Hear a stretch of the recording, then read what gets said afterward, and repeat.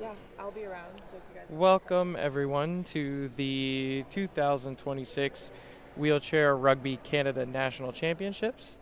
We are at the lovely Carleton University, and we are opening the action here with the Ontario Lightning versus the BC Rapids.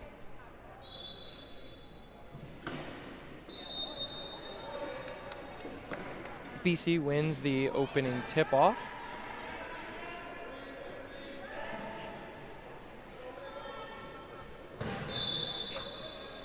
For those who don't know, I'm Matt Debley. I will be commentating with Bo Hayward today.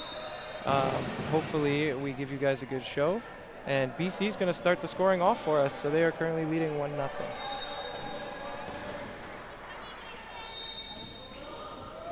Reed Mulligan gets the ball over to Bashira, and he will make that try to tie us up.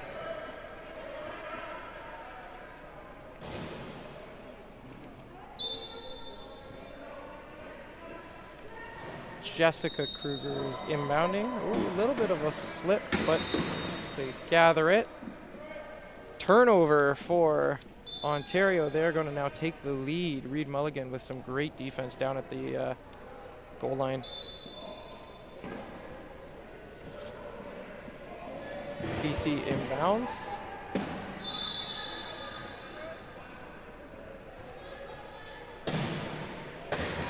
Oh, lots of pressure.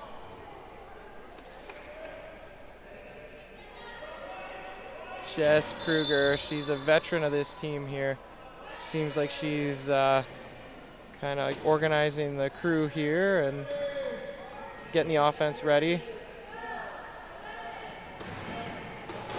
Jess is a great player. She's been playing a long time. She's got lots of knowledge. So BC's, looks like there might have been a swipe. Reed Mulligan's going to gather that ball. Good hustle back. Yeah, absolutely. BC with some great defensive hustle to get back and not let that be a breakaway goal.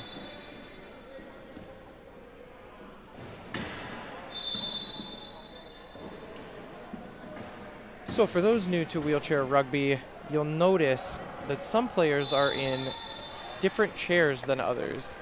So the chairs you see, like the one used by Reed Mulligan, is what we call an offensive chair. And those are generally your high point players or the athletes with more function. They're rounded in the front. They're meant for hitting and plowing through those other rugby chairs. And then you'll see kind of the longer chairs that we call those defensive chairs or low point chairs. And our athletes with the lower denomination in class are going to be the lower functioning athletes, and they will use those chairs. They have a pick bar on the front of it that they use to grab and hold the wheels of the other chairs, and sort of think of them like blockers in football. Bo, you're a low pointer. You have a lot of use with the pick bar, and I'm a high pointer. I run the high point chair. So we've worked together a few times on the court too. You've done a good job clearing the path for me. Yeah, we just set ourselves in a good spot and try and make some alleys for our high pointers to get through and score tries. Yeah, absolutely. I know it really is a full team sport. No one player is more important than the others in the game we play, because we can't, high pointers can't do it all on our own, right? We need the low pointers to open those avenues for us, and we have some of the best in the world in Canada, so we're very fortunate.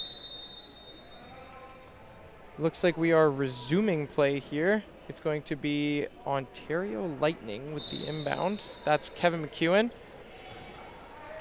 He is a veteran of the Ontario program.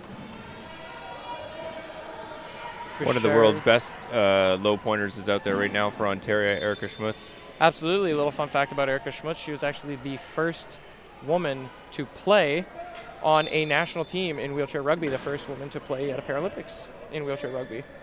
So she has been a trailblazer since the start. She's constantly developing the sport of wheelchair rugby, and now is a huge advocate and huge force behind the women's movement within the women's game in Canada and in the world. Actually, this is something we should talk about as well. Is wheelchair rugby's first ever women's national championship took place in April. Yeah, it was in collaboration with Défi Sportif in Montreal. So thank you to them for collaborating with that. And what an amazing thing that was. You know, the women in our sport have worked so very hard to have that opportunity and to make that come to fruition, and to see that unfold in front of us was really something special. Looks like another turnover here. Mulligan's going to grab another one, and Ontario's back on the attack.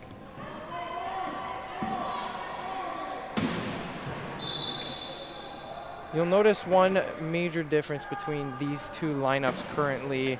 BC Rapids, they have a very young core here. It's a lot of newer players, a lot of young developing players, versus the Ontario lineup. There are a lot of veterans out there. So I think we're seeing a little bit of that experience, some of that calm composure that's sort of helping Ontario out here, where they're doing a great job. They know where to be. They've played together for a while, but you know, credit to BC. They've got a lot of young players here, and they're showing up and they're showing out. We got a wonderful goal there, and BC's very much in this game. It's going to be a close one, I think.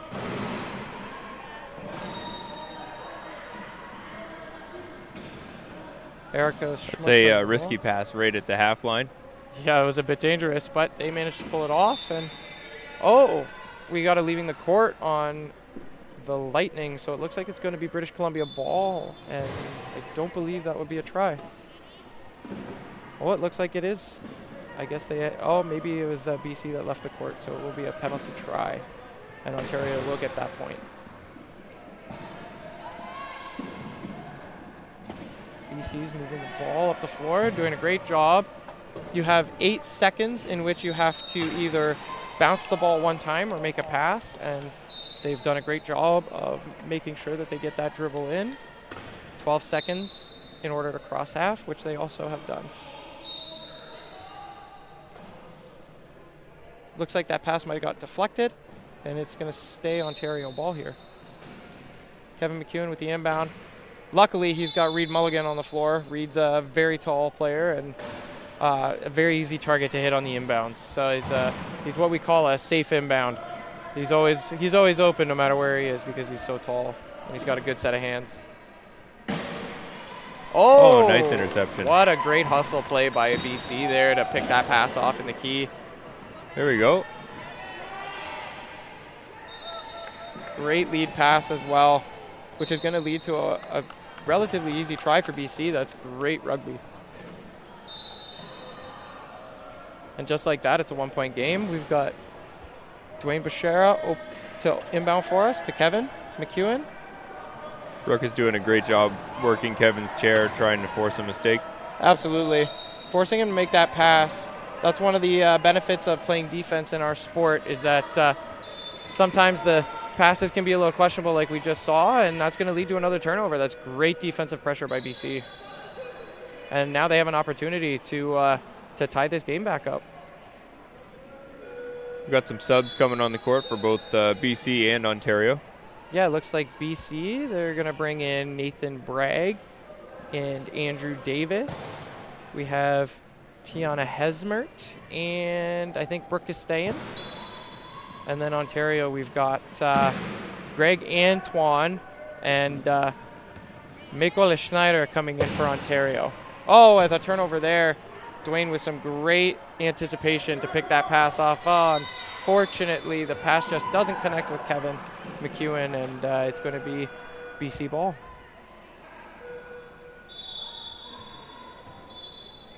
Nathan Bragg to inbound. So Tiana Hesmer did a great job there in making a nice window for Nate Bragg to be able to get that ball into Brooke Prairpluck, and then she was able to flow up the court. a wonderful 2-on-1 perfectly executed by BC, and that's another try, and this game's tied. That's exactly what you were referring to earlier as the low pointer's job, just to kind of set up so the high pointer can get the ball inbounds and has a clear channel to then make a play up the court.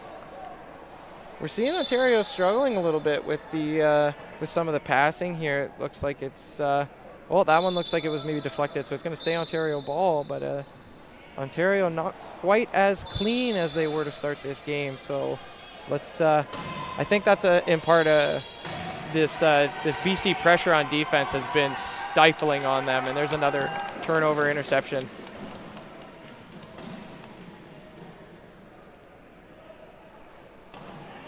Brooke does a great job there. A lot of times in rugby when there's a turnover like that, it causes some panic and can lead to another turnover.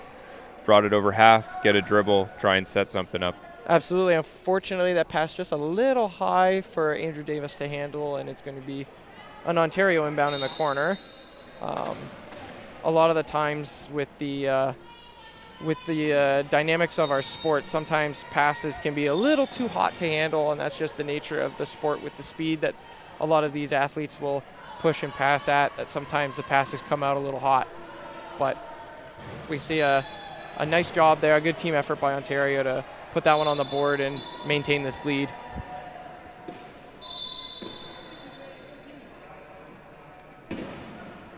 So each team has 8 seconds in which to get the ball inbounds, and so far both teams have done a very good job of making sure they get the ball inbounds in that time frame, which is great. It's one of the changes that we've recently made to our game. It used to be 10 seconds and now it's 8.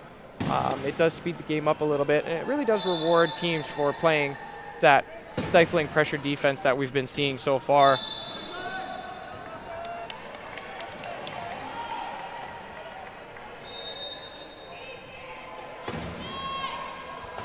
Brooke showing a lot of composure here, you know, getting in that dribble, making it nice and safe, pulling away from the goal and setting up the offense. That's really good to see. And BC's got to get a move on here. They got running out of time to score this try, but looks like Brooke's going to get in there no problem. And we've got ourselves a tie game. We can see the 40-second clock there in the back corner. That is the possession clock. And you could see it kind of winding down there as Brooke scored that last try. You have 40 seconds of possession in wheelchair rugby. Wow, some excellent passing there by Team Ontario. I think everybody on the floor touched the ball to contribute to that try there, so that's great team play.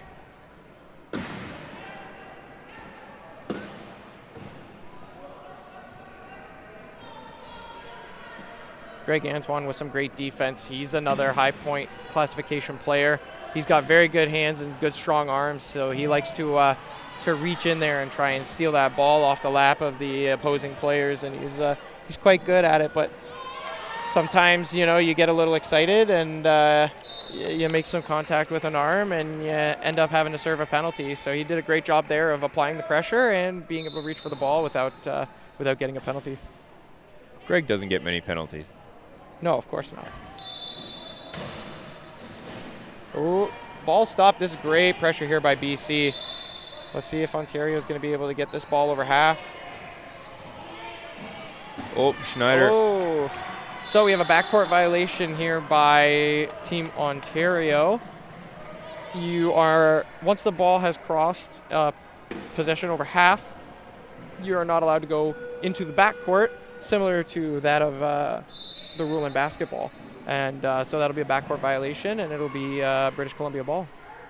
When the defense is pressuring really well like that and it forces a pass, those are the kinds of mistakes that can happen. Players aren't looking at where they are on the court, and we see the ball come to Schneider there right at the half line. Just a little turn of the chair, and it's a backcourt violation. Yeah, absolutely. It was great defense, great pressure down low, forcing multiple passes, and you know, we always say in our sport, the more passes that you can force the other team to make, the better opportunities you're going to have on defense. And we've really seen that kind of shine in this game. And Ontario scores, go back up by 1.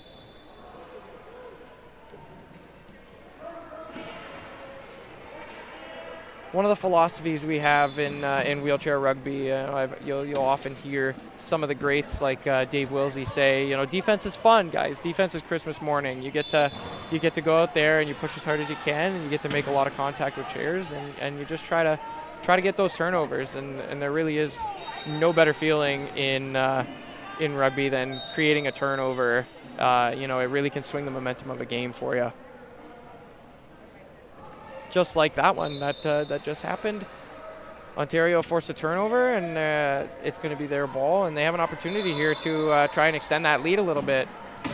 Something that's happening also off camera is Erica Schmutz is playing defense here and taking out the low pointer. So you can see that there's only 3 BC defenders in the key right now. And so Erica's playing a transition game. Absolutely, and what that allows is a lot more space in that key that fewer players have to defend all of that space, and it really just opens up that key for the offensive team to be able to slip that player in and score that try. BC under some pressure here. Going to have to get the ball off. A lot of stress on that defense, and it's going to lead to a turnover. That is great defensive pressure by the Ontario Lightning. We're winding down to close to the final minute here of this opening quarter, and it really has been a back and forth game here.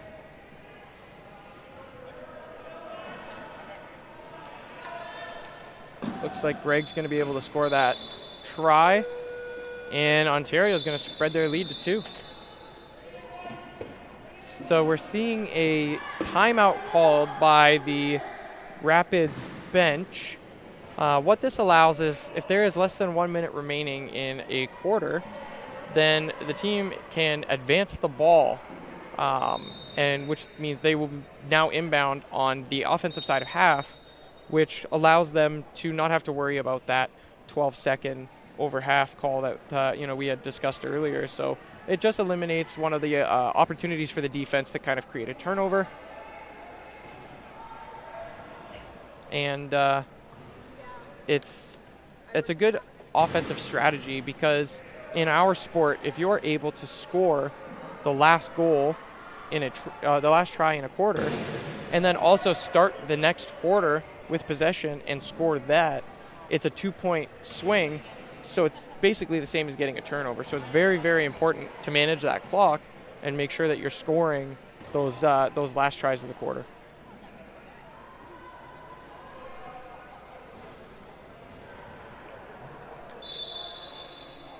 I'm interested to see what strategy the BC team is concocting during this timeout so that they're able to come out and score this try. It looks like both teams are going to maintain the same lines. So the inbound will be in the front court only, and Ontario's doing a great job here of transitioning the British Columbia players to keep them into the back court, make this inbound a lot tougher. But BC's able to get that ball in, no problem. And now they will just take a quick pause. They will coordinate the offense, and they will try to score this try. A great pick and roll up top there by Brooke and Nathan, and that's a lot of what our half-court offense is pick and rolls. Wonderful key offense there by BC. Great defense by Ontario, but BC was able to find that gap and get the ball in. We got Coach Travis Morrell calling a bench timeout. Yeah, so Ontario is going to do a very similar thing that British Columbia did. They're going to call their timeout. They're going to advance the ball over half. Oh, it looks like there's not going to be a timeout. We're going to just inbound from here.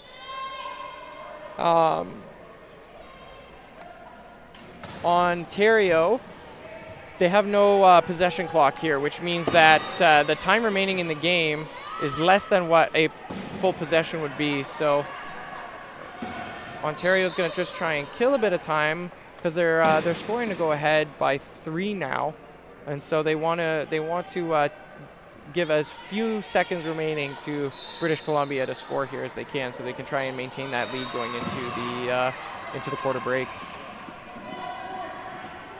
We have 5 seconds. Is BC going to be able to pull this one off? Oh, looks like it's going to be a turnover, and that's going to be the quarter for us. So we're going to finish this first quarter. It's 12-9, Ontario Lightning. What a great quarter. Lots of back and forth, some great defense from both teams. Real exciting rugby to watch. Yeah, absolutely great quarter. What a start.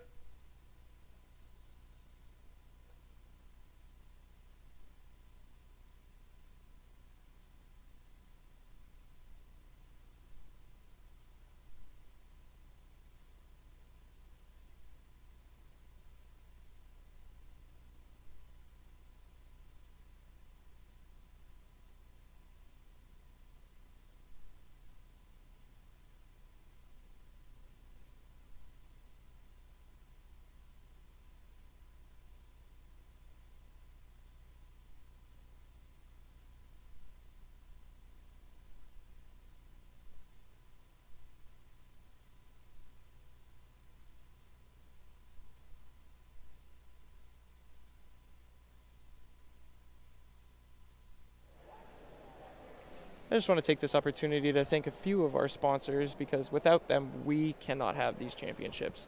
And we love our sponsors like Resolution Fitness, Vesco Metalcraft, Melrose Wheelchairs.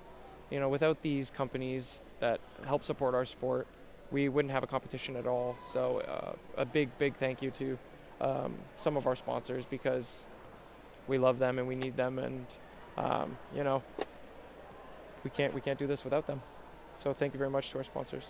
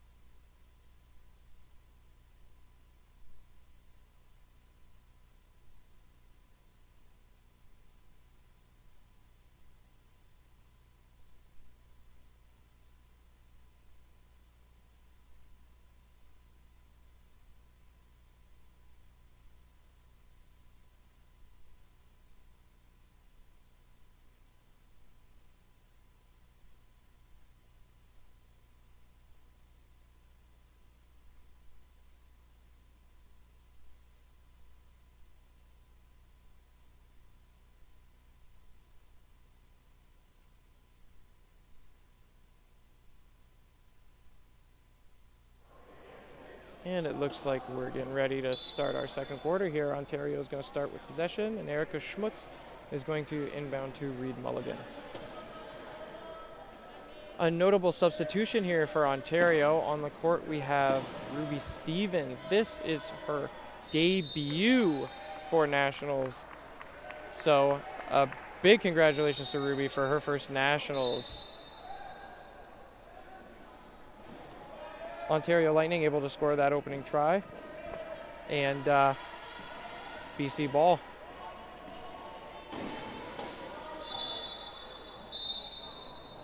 That's some great pressure defense by Ontario Lightning there to force that turnover, and they're going to get possession of the ball back here. And I'm joined now in the booth by Mike Whitehead, a veteran of wheelchair rugby and a longtime Canadian national team player. Mike, how are you? Good. Thanks for having me, Matt. Apologies for a little late. But yeah, excited to be here for the weekend. Watch a bunch of new youngsters play. Look at this BC team is full of so many new faces, eh? Absolutely, and then they really have shown up. You know, they've done a great job, and they've got a lot of hustle. they've made quite a few remarkable defensive plays getting back, and they never give up on a play, and you love to see it. It's good stuff. I'm going to watch them closely because it's exciting to see new faces. Yeah, absolutely. The future of the sport is looking very bright for us. No kidding.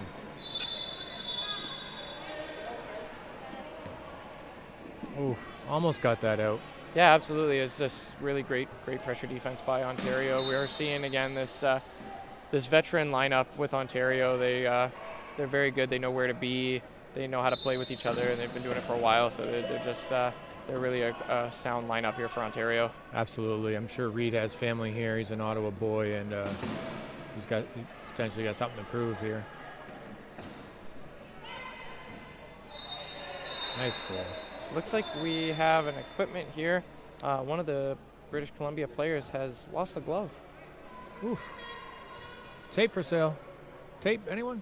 There's, I can think of only just this one occasion in which I've seen that happen in my 10 years of rugby. So, it's no matter how long you've been around, you're always seeing something new. Absolutely. It's when you have your eye open for that, it's kind of a fun game. So we see Jess Kruger, she's able to get that ball in for BC, and there's a lot of pressure here down at their line. Reed Mulligan's applying a lot of pressure. What a great pass to get that ball over half. There we go. She got it. And possession. Nice. What a great recovery of that ball. Good job. They're earning. They're really earning here. They are. Ontario's not making it easy for them, but they are. BC's working, and they're doing a great job. It's a full team effort here for BC. That Greg, coming from a reacher, that guy's a little bit of a reacher, huh? Yeah, we did mention that in the first quarter. He's pretty good at getting his hands in there, and he's done a great job this game of making sure he doesn't take any penalties, and he's just coming up with that ball. Nice. Yeah, that's my problem. Too many penalties on the reaches. That's all right. Sometimes you got to go for it. My man, Matty. Jess Kruger's going to inbound that ball here for BC. Gets it in, no problem. Lots of pressure here. Let's see if they can get that ball out and get it over half. We're looking at the Rapids, right? Yes. Okay. This is BC Rapids. Quite a burst of speed there. Taking it all the way coast to coast. I thought he was going to clip the back of that wheel there, Greg. Got to watch that guy. Jess did a great job of protecting the teammate there and making sure that lane stayed nice and clear for that try. Let's see if we can get a little hit turn. Come on, Erica. Greg does a great job there busting through that pick and being able to carry that ball over half himself. He's going to take it all the way. Nice goal. He got his dribble in there, right? Absolutely. Okay. I think he got two of them. No kidding.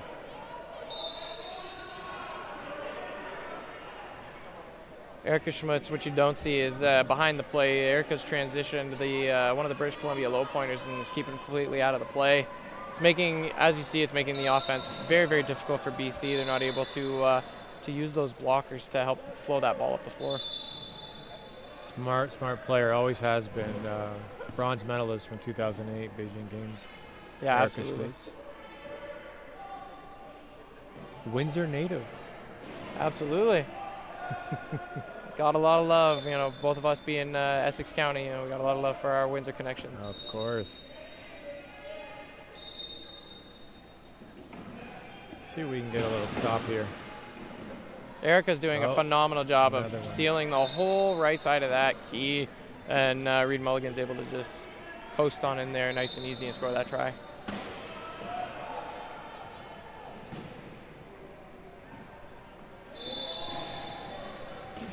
BC with the ball under a lot of pressure. And Greg's going to just steal that ball, and Ontario's going to score another try. They've really opened up the lead in this second quarter here. Looks like Travis. Looks like we have substitutions. Byron and Travis. Great coaches. Got a couple people in the box ready to switch it up. Yeah, absolutely. It's a great opportunity for Ontario to swap in some new players. They've established a nice lead. They can give some of their veterans a bit of a break. And for BC, there's still a lot of the same things. They can swap in some new players, see if they throw a different look at this Ontario lineup and get their offense flowing. I wonder if there'll be a Nate Dogg sighting out there. I'm sure at some point we'll get Nate out there. Yeah, absolutely. He had a great first quarter. Oh, nice. He did a lot of picking and sealing. I think he got a couple of tries as well. What a pushback. Nice. And another Hustle. another recovery defensive stop by British Columbia. We've seen a few of those already so far, and it just shows you that no matter where you are on the court, the play's never dead, and you can make an impact. Absolutely. Having that attitude, the play is not dead. That's what it's about. Even in transition, we got some substitutions going on, a new look for both teams. Yep, making his 2026 Nationals debut is Connor Webster for the Ontario Lightning. He's been in Nationals before, but he's going to be marking his first shift here. Nice stuff. Yeah, hard worker. Train a little bit with him, and he's always at the gym early, and he doesn't miss a workout. I like this guy's attitude. Yeah, absolutely. For someone as young as he is and as new to the sport, he's really kind of dove in head first, and he's part of the group that organizes the training in London, Ontario, and he just loves to be in the gym. He loves to be on the court, and he loves to train. Good hit there, little hit turn. Yeah, it's going to lead to Brooke going out of bounds with the ball, so it's going to be Ontario possession. Snyder in there for the finishing hit. Again, we see Reed Mulligan using that size as a big, safe target to get that ball safely over half, and it's what an advantage it is to have somebody with his height and hands on the floor. Yeah, a lot of experience. He's calm with the ball. He always has been. Plays in the U.S. as well, eh?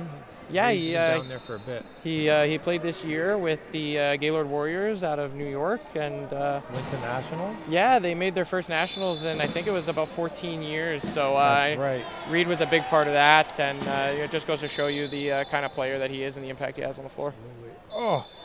Almost. What a great hustle there. Another good hustle. So close. He's a worker, this one. Absolutely.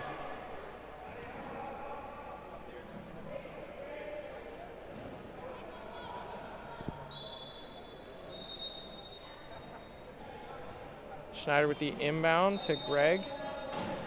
Ontario's spacing is it's not amazing here, but looks like Greg's going to be able to create a little bit of space here and move that ball up the floor. Gets a nice pass over half to Reed.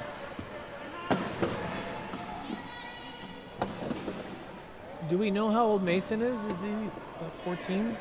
I'm not sure. He definitely looks young out there, but he's got a great future ahead of him, I can tell. No kidding. He's rocking that chair. All right, let's see the inbound. Great inbound.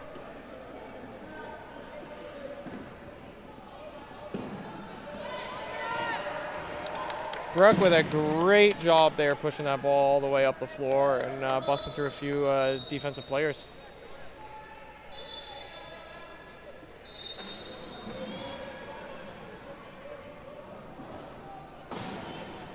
Really take a look at that. Schneider with the pick on the offensive player there to open up a lane for Greg. And easy to pass that ball over half to Reed Mulligan. Connor's in there digging deep, and he frees up a window there for Reed to push around that pile, and Schneider's going to get on the board with his first try.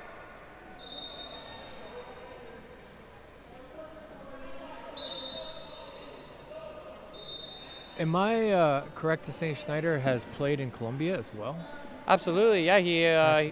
He was a member of the Colombian national team for some time, and also a part of our Ontario program. Very nice. What a catch by Brooke. That was a short hop. Those are hard takes.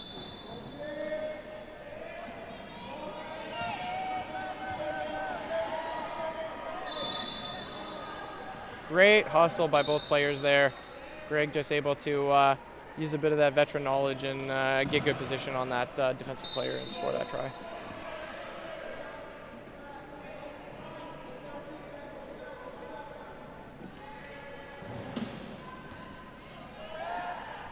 Nice, Brooke. Great job getting open and receiving that ball. Absolutely. Oh. Whew. Ref was in position for that. It looked like a clean sweep. Yeah, great defensive play there by Reed Mulligan to to knock that ball loose and gather possession and score that try. Looks like Travis is going to the bench again. Yeah, Team Ontario has really opened up the game here. They've got a 14-point lead now, and it's it's a bit of a coach's dream. You get to have a little bit more experimentation with your lineups. And BC able to get a few lucky bounces there and maintain possession of that ball. And there's the reach we were talking about. Greg getting a little bit risky in there with the mitts, and he's going to end up. Oh, it looks like it's actually Reed Mulligan's going to be in the box here. I apologize to Greg. It's going to be Reed serving that penalty. That ball almost went back over, or did it? I didn't catch how close that was. It did. It looked like it went off of one of the opposing team chairs, so it wouldn't have been an over and back. It was able to come back into the offensive side of the court. It was swiped over there, right? They could gather possession. And the rule is, does the 12 start again on that? Yeah, eh? I believe it would not end up starting because it wouldn't restart because there was no change of possession. Fair. Once in a while you'll see that where the ball will roll so far back, but it's been checked down there. And sometimes that can be a little confusing for some folks as far as does the 12 start again. Absolutely, and it's whether or not the referees deemed the other team to have gathered possession or not, and whether the counts will reset. So that try scored, and Reed Mulligan's allowed back on the floor here after serving his penalty. Brooks having a push out there. Absolutely. Love it. Having a push. Another worker. Byron's got his team working here. Get front. Oh, I thought she was going to hit that right wheel. Very close. Get that. Work that chair, and we're going to see a reach this time. It's going to go against British Columbia. It's my first time seeing Mason play. I like his style, this one. I like his style. Yeah, absolutely. Aggressive. I love the intensity.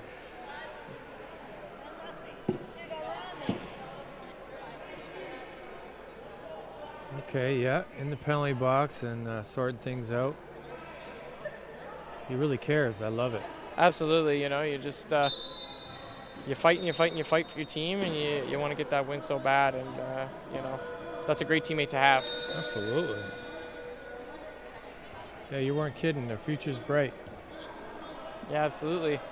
So Team Ontario looks like they're just going to kill a bit of time here on the penalty while they're up a man. 55, right? That's the goal, 55, right? Yeah, absolutely. And basically what that allows is, because the possession clock's only 40 seconds, it all but guarantees Ontario getting a 15-second possession at the end of the quarter.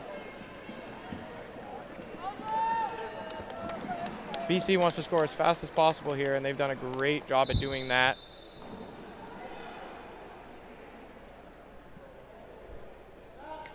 Oh, wow. Okay, so what would you call on this as far as, say that the score was tied? What would you do, Maddie? If the score is tied here, I think you want to kill as much time as you can here, and I think try to score as close to that 40 seconds elapsing as you can, and play 6 to 10 seconds of good hard defense.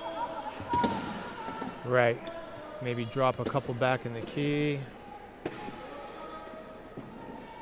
Okay. Oof, almost got that swipe, Drew.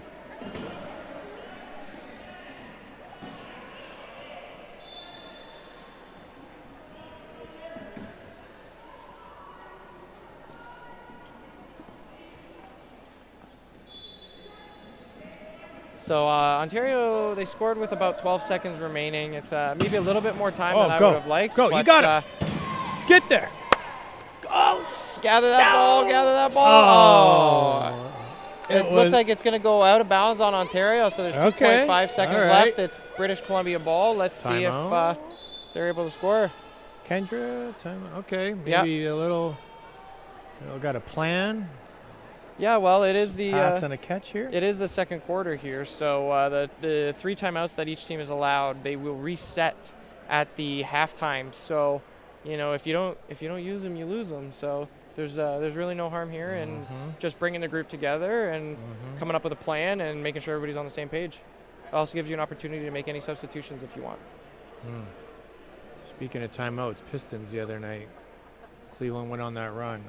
killing me. Are you watching that, Maddie? Yeah, I was on the road a lot yesterday, so I was listening to a bunch of sports. The one I was tuned into was Montreal Canadiens and Buffalo Sabres. What a second period. It was a quite a second period, and as a Montreal fan, I'm happy with how the series is going. That's right, yeah.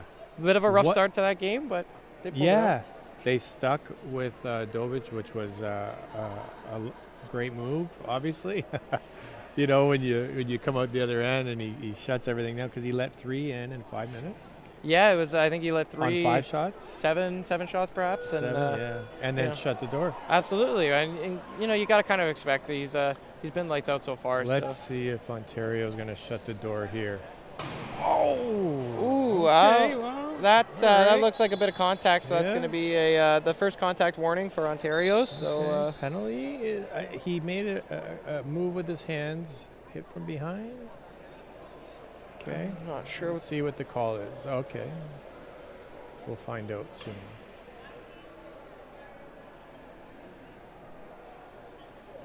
Good call. Good call. Yeah. So we got that's the first contact warning there on Ontario. So it's not a penalty. The second contact warning of a half will be a penalty. It's not a bad hit there, eh? No, I've seen you do that. Yeah, before, right? knowing you don't have a contact warning yet, you're able to get that player out of position and kind of mess up the offense a little bit. Now you see they've been forced to call swings inbound around. Here. Oh, nice try, Drew. Oh, there it is. Oh, great play by Drew to knock that defensive player out of bounds. So that's going to be a penalty. That's Kevin's responsibility there, I would say, on Drew. He missed his he missed his mark job, there, and unfortunately Connor's going to pay the price, and he's got to go sit in the penalty box here. All right. The odds just went up a bit. Yeah, let's see if BC. Let's see what kind of touch Nate Dogg has. A little look off, lob in. Oh, just a little short. Dwayne's got some long arms. He was able to knock that ball away. Good half. Good half. Great half. So, Connor's gonna have to start the third quarter in the penalty box. He's got another 27 and a half seconds to spend in there. All right. And we got a couple great looking replays here. Nice pass deep. Look at how they spread the floor on this, you know. Yeah, so that's going to be Ruby making her debut and getting right in on the action. We got Mason working hard. Reed, his eyes are up. He's advancing. Look at this little dribble action. He's got options. And then just takes it all the way. Yep. Jess getting a piece when she needed to. Another great play. Oh, a strip. Some would call that a foul. I don't know. It would look iffy. Often I think I'm a ref, and that's very far from the truth. Oh, just so close. Oh, what a great effort. Play. What a great effort. There you go, BC again. Lanes. Just cutting through the defense like it's nothing. Oh. Love to see it. Yeah. It's what all good high pointers can do. They can just carve them up and score those tries. Made him look like he had 2 flats. Absolutely.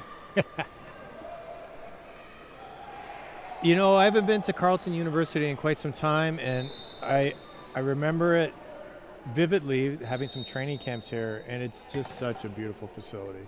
Yeah, it really is. I mean, we're truly grateful to be able to host our championships here, and that Carleton's been willing to lend us the facilities and a lot of personnel here as well. It's Carleton crew that's running this live stream, which is amazing. So thank you to them.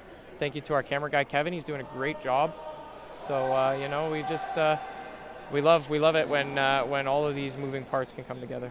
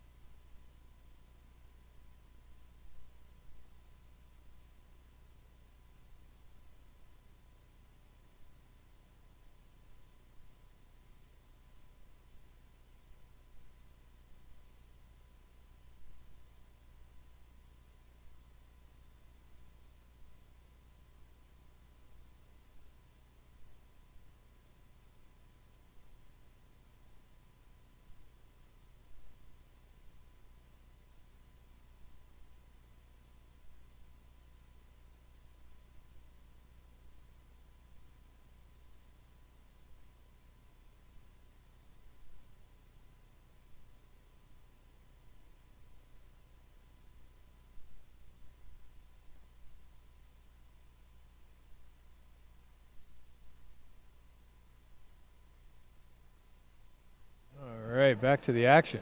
Yeah, jumping in the action here. Starting the second half.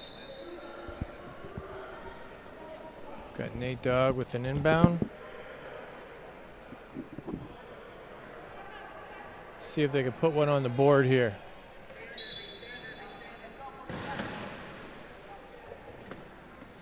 Inbound touch. Who was that off? Well, Reed, a little pickup.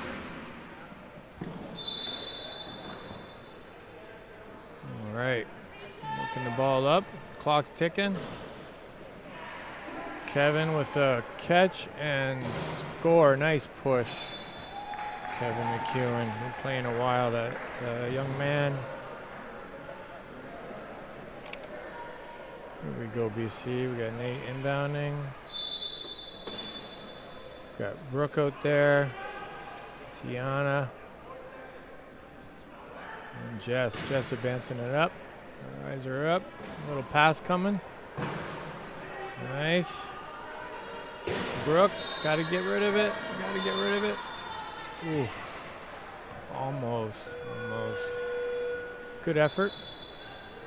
Maybe a little earlier on that pass, but Reed put some tough D on it. Substitution for Ontario.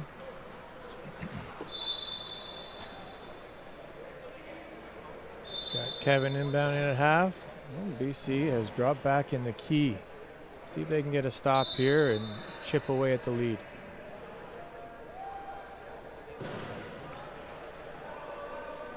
Looks like Greg's gonna run it. He's got his Ottawa boys.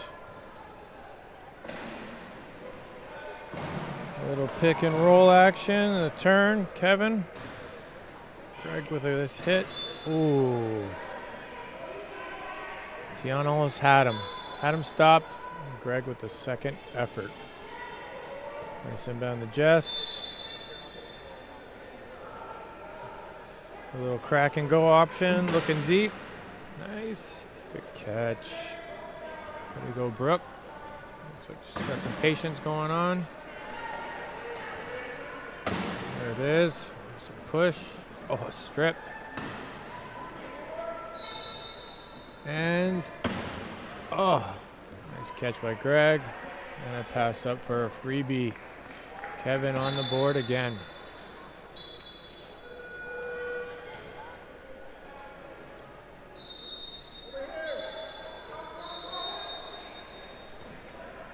Oh, almost. That came in hot, that inbound. She got a good touch on it, but it just rolled up off the old mitts.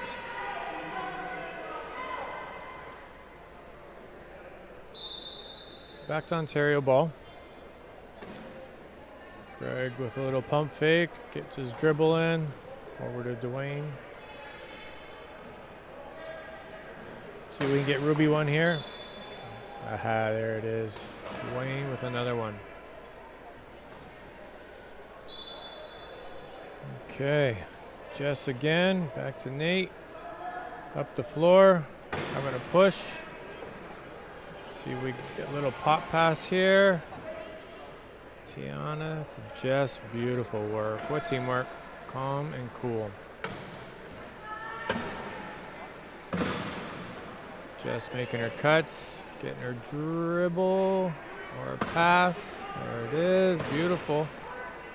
Here we go, we got a lane. 10 on the clock. Good effort, good effort. That would have been a tough pass. It was a close one.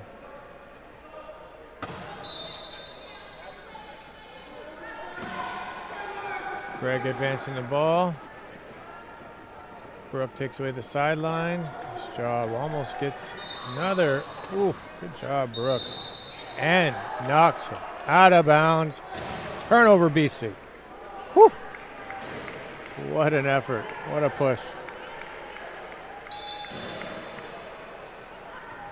Let's put one on the board here, BC. Crack and go. Eyes up. Little pass. Options. Here we go. Ooh. Ball, a couple bounces. in Ontario's favor. Matty Brook just made a great play on the sideline, knocked Greg Antone so far out of bounds.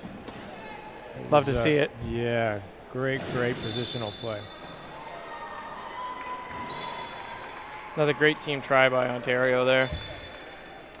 Yeah, I'm wondering moving forward who's going to give him a challenge. Have you looked at the lineups of teams and who's going to challenge Ontario, you feel? Well, that's one of the beauties of our sport is I feel like, any team can compete at any time. True. And you never really know what's going to happen. And I think in a perfect world, I'd love to see an all-Ontario final, but maybe I'm a little biased. Yeah, we are Ontario boys.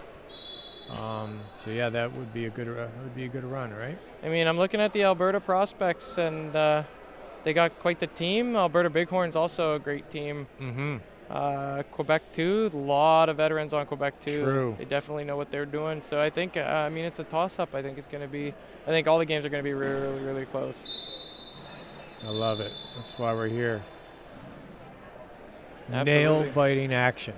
For sure, and it really seems like Ontario's kind of figured out their offense. They've gotten into a bit of a flow here. They started a bit slow, but I think that's to be expected. It's first game of the tournament, and you're figuring things out. Some of the players don't usually play together, so you're just getting used to playing with each other, and they really seem to have dialed it in. Coming east is tricky too. BC had quite the travel day yesterday. Absolutely.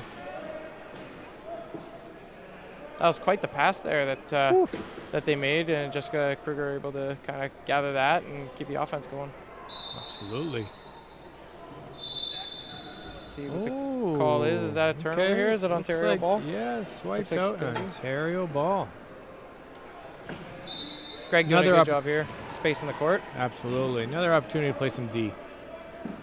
Defense is fun. It's one of my favorite things to do. So there's no pressure on defense because it's offense. You have the ball, you got to take care of it. The ultimate goal is to score. And defense, there's no pressure there, so you get to just go out there and have fun and try to create some chaos. Great way to put it. Never heard it like that, and that is a great way to put it. Oh, let's see if Jessica can gather this ball. Oh, a little bit of a bobble, and it looks like it's going to be Ontario ball here. I would like to see their inbounds maybe adjust in a way where they start to use that low pointer, get some flow off that inbound.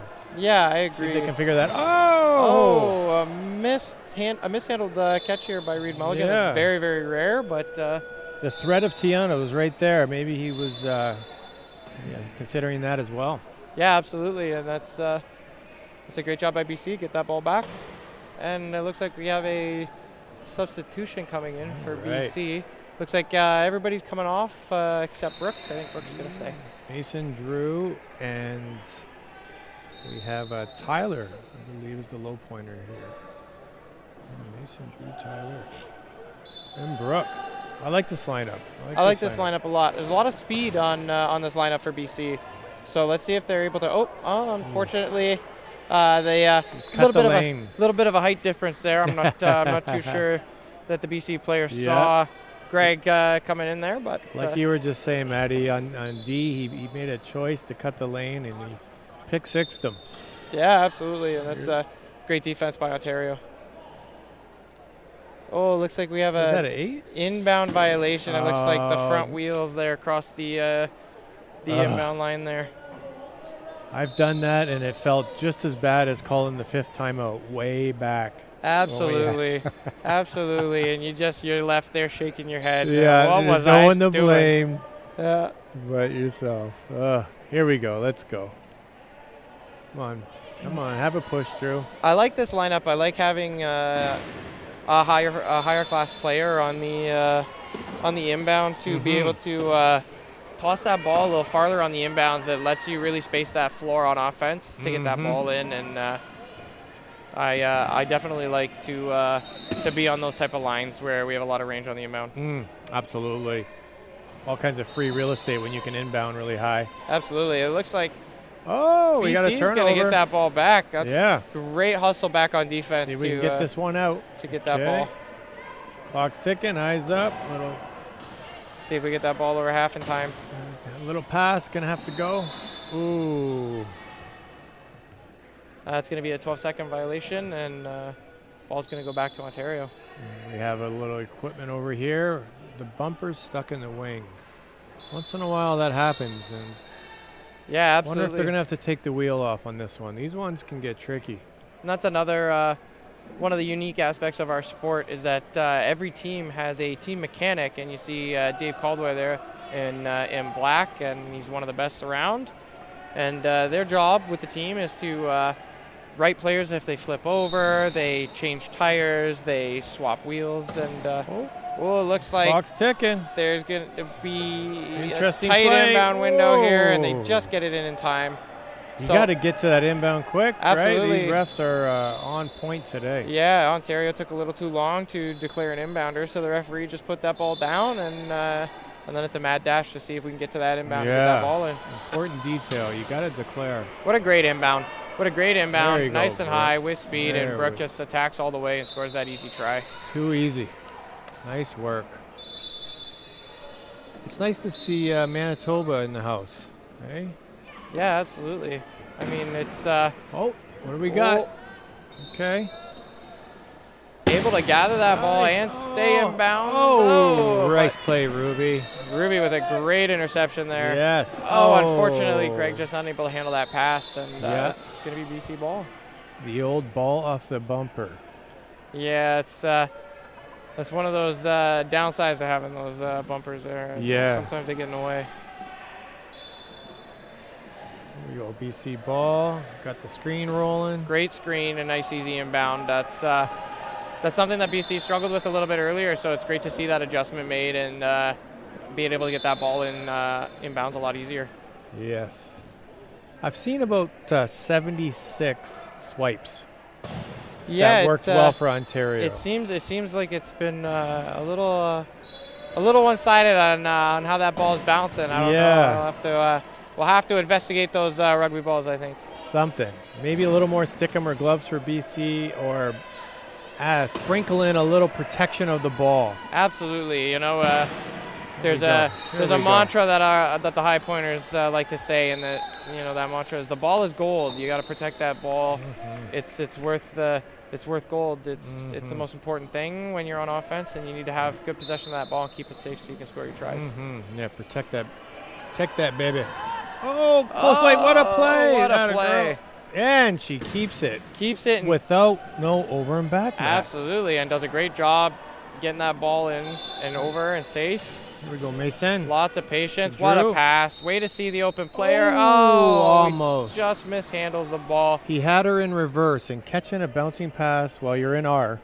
Is quite difficult. Yeah, Oof. absolutely. Ooh-wee. Ruby with a great inbound. Like we've said a few times, Reed Mulligan, he's that safety net for you on offense. Yeah, he cashes that check. Oh, stick with it, Ruby. Stay You got with it, that. kid. Oh, what a play. What a hit. And out of bounds. Over and back. There we go, BC. Another one. Way to hustle and make that play happen by Brooke. Another one. They got to end this quarter feeling good about themselves, Absolutely. I mean, it's this line has really come on, and they've showed up, and I really like the speed that this line's brought, and they've brought a bit of safety with the ball. They're being a lot more patient. They are. They're making good passes. They're making good choices. So there's youngster here. a lot to be happy with. Ball on the ground. Ontario with another swipe, and they're going to gain possession here. Every time I see the ball roll on the ground around a bunch of people, I think of Garrett Hickling. Yeah, absolutely. And he just gets that big mid in there and always comes up with the ball. It's it can be dangerous sometimes reaching down there when he's around. Could be dangerous. Out of all the years, I might have gotten one in that situation from OG. Yeah. I don't get too many in on the ground in those piles. Here we go, BC. A little flow. Fill in those lanes. Stay wide, Mace. Give an option. Okay, yep. Here we go, Brooke. Yep, there's a dribble. good defensive pressure there, and not allowing an easy pass. So Brooke was unable to make that pass to score because they had to get the dribble in. Great Catch pass. Oh, Greg with another swipe. That's one of the benefits to having those strong arms and good hands is that you're able to take care of that ball and just take it off the lap. It's a pretty good defensive play. That's his only option. It's going to be a goal, and they score with 1.7. And Ruby is ecstatic. Absolutely. Smart play to be deep on that. It was a great job to get yourself down. You know your players got the ball, and you just start spacing out and make yourself available and score that try. Great job. Yeah, great job. What a quarter of rugby. Improvements on both sides. Here we go. Oh, Jess had a shot at that one. Yeah, absolutely. And you see that the importance of the recovery on defense there. You know, if Jess gives up on the play there's never even a shot there. And Absolutely. Instead, they got a great look at a potential turnover. Reed pushing through 3, as he does. Little pump fake. He has choices here. He protects the ball. Schneider does a great job keeping that pathway clear for him, too. Absolutely. Great inbound by Ruby. Yeah. I'd be curious to see if we'll see any transition from either team. Erica is a strong transitioner, and she's disciplined there. I'd be curious in the fourth, see if anyone's going to pick up any transition, up their transition game. I think that'd be fun to see. Yeah, it's a little tricky at times, but I think that'd be a good challenge for these guys. Yeah, absolutely. I know we've seen, like you said, Erica. She's pretty much every time she's out there, she's doing it, and she's great at it. But we've seen a bit of that experience kind of show for Ontario with the transition game. You know, picking up certain players and sort of dictating where the open space is on the floor, where some of the inexperience on BC, they're maybe not quite getting to their transition spots fast enough, and Ontario has been able to capitalize on that through 3 quarters so far. 100%, Maddie. It's exactly right. It's a veteran observation. So, Matt, quick question. You were recently in Japan? Yeah, I was. Did you catch any good meals? Well, that's the beauty of going away is the meals. All the food was so good. They took such good care of us. You know, thank you to them. And you know, we got bento boxes with lunch, and it was we had like 3 or 4 varieties every single day, and it was all just amazing. And I'm happy for you guys. Yeah. But I had to ask. I'm envious, and I'm happy for you. Yeah. It was great. You know, we good for you. Couple of us went out. And we went into the town, and we went to a little ramen shop, and Mike, I'm telling you, it was good. It was so good. You got the egg on top? Of course you get the egg on top. Yeah. A couple extra pieces of pork in there too, and yeah, it did not disappoint. We had a wonderful night. We had Those a great are the time memories. Those are the memories. What a gift. What an opportunity. I'm happy for you guys. It's cool. Absolutely. Very privileged to be able to play this sport for Canada and travel all over the world to do that. You know, it's quite a unique opportunity, and I'm very, very thankful for it. Schneider giving us a wave over here. Keep up the good work, buddy. Looking good. He's always smiling. That Absolutely. young man. Always smiling. He will light up a room, that's for sure. He will light up a room. Not shy. He's not shy. No, not at all. Loves the spotlight. Yes. Here we go, Ontario. Going to run a little half court. Oh, looks like the clock might not have been ready just yet. We all got a little excited. We love the rugby. We want to get going. Yeah. There we go.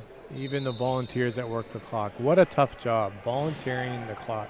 Looks like we have some veterans at the table over there, though. It looks like the Caldwell family is, once again, helping at all levels of this sport. Yeah, absolutely. You know, it's families like the Caldwells that allow us to continue operating smoothly. You know, Dave is he's a mechanic, and then we got Liz and Greg there on the table, and they are both also referees. And it's just it's a full family. Greg's wife. Yeah, Greg's wife. They come and watch in Florida as well. Yeah, absolutely. They're big rugby fans. Look at this. They nice goal. Tie. And 1-5. Matt. Yeah, and that's where you work, see Matt. the haste. You know, he had a wide open goal, but he scores quickly because he knows his team is down, so he wants as much time as possible to get back, play defense, and get these tries back and try and close that gap. And he on defense chases down McEwen and gets a stop and a turnover. Here we go. Just great effort. Action. Oh, okay. Stick with it, kid. There you what go. a catch! And his high pointer. Score. His high pointer. He noticed the effort that he put in there and rewards him with another try. He sure does. That's unselfish. That's a good apple. Little pop pass with a pick and go. I must say, BC's come out fired up in this fourth quarter. Absolutely. They really stepped their defensive pressure up on this line here, and that's it's great to see. Looks like they almost got 2 in a row on them.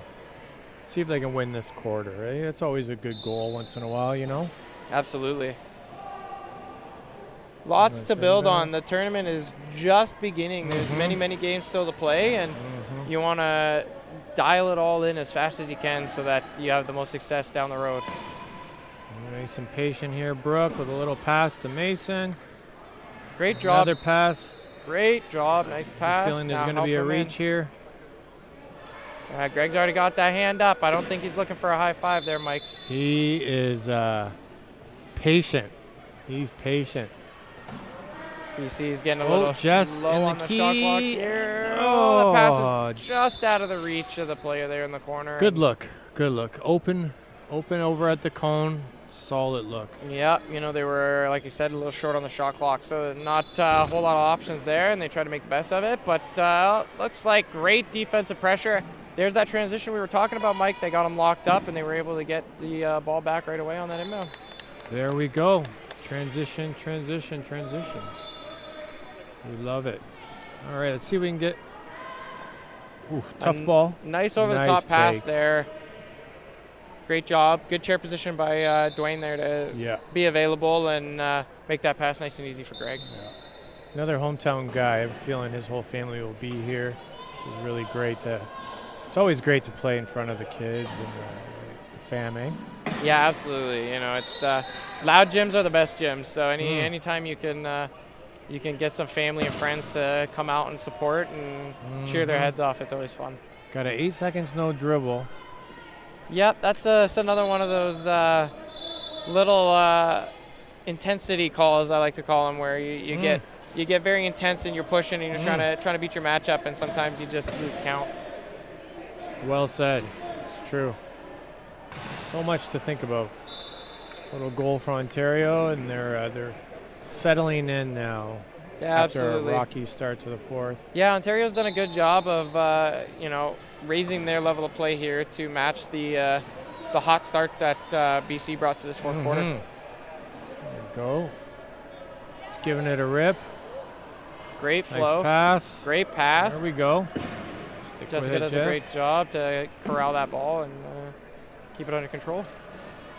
There we go, Jess. Little seal and whoa! I think there was a miscommunication there. Jess was thinking they were open, but the low pointer was sealing the corner there. Yes, Matt was going to seal for Brooke and maybe get a lob pass, but a lot of pressure on Jess to get rid of that. Yeah, absolutely.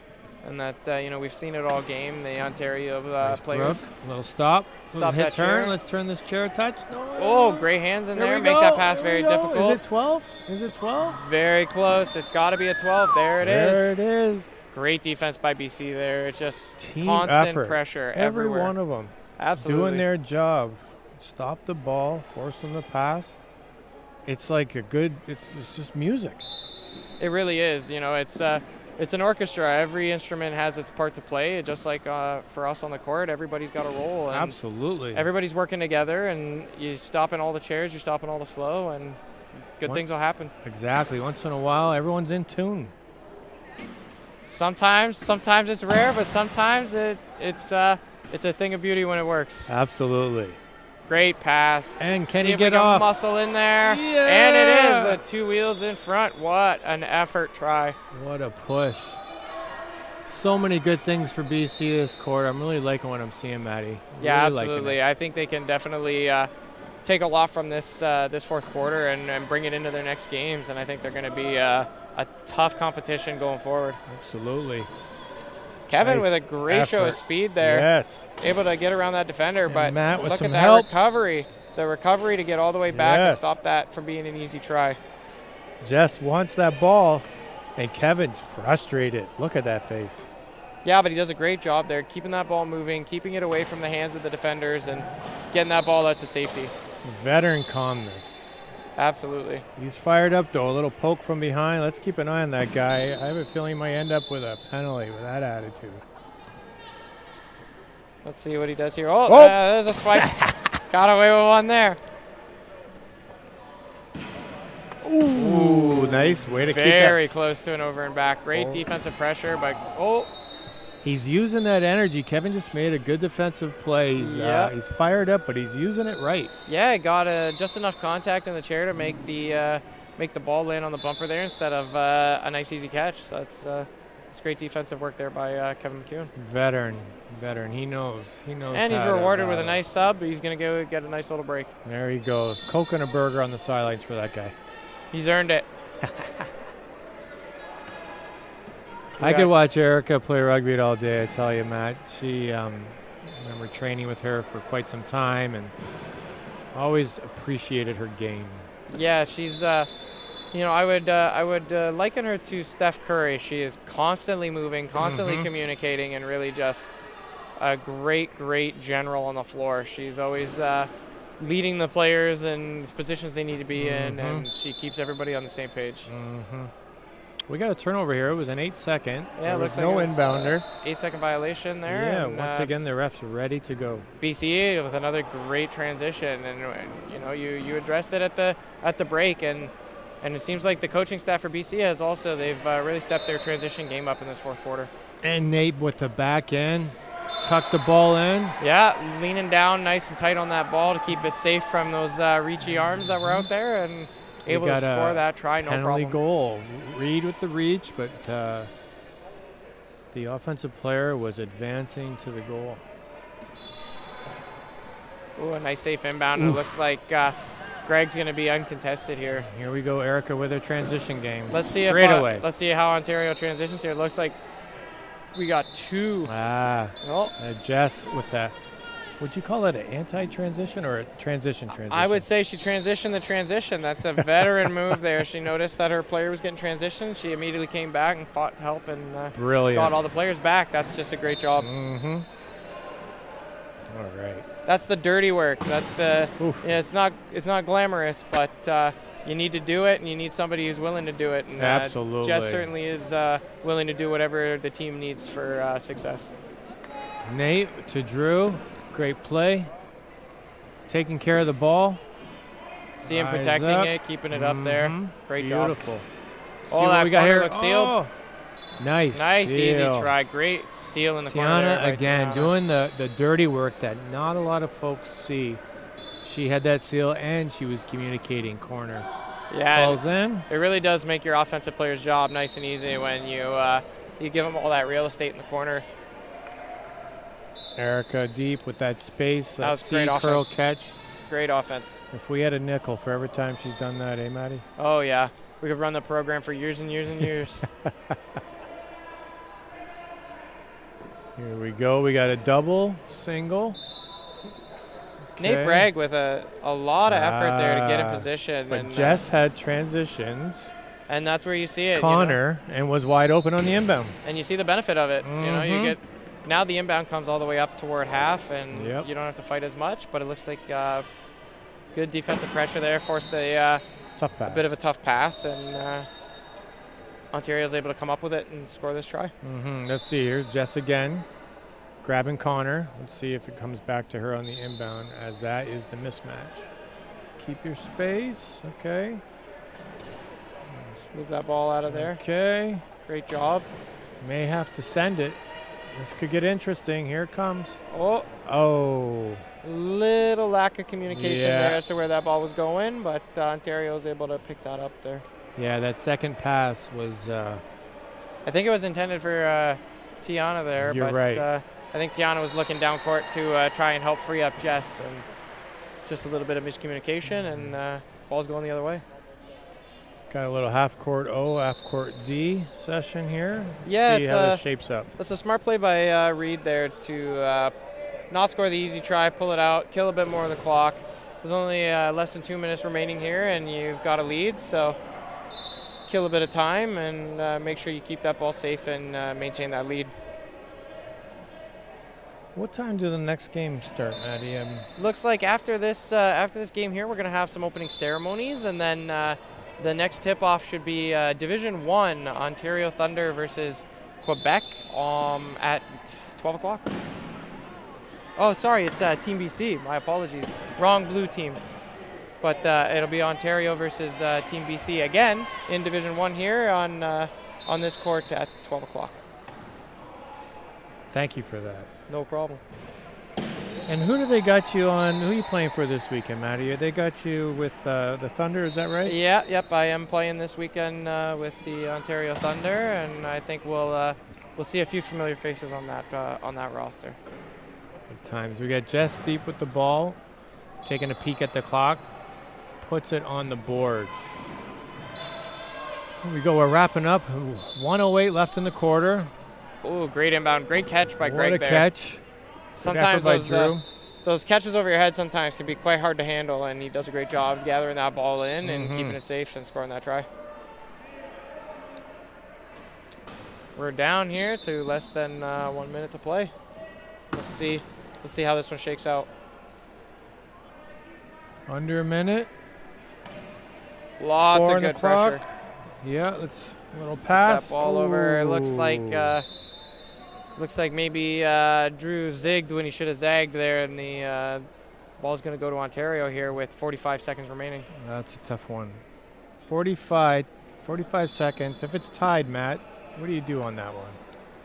Well, last time we saw Ontario killing the clock here, and they scored about 10 seconds and then played some real tight pressure defense, and I think I wouldn't be surprised if they did a similar thing here.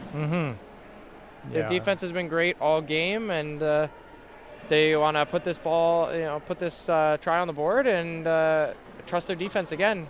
It's worked for them all game, so. Counting down that clock.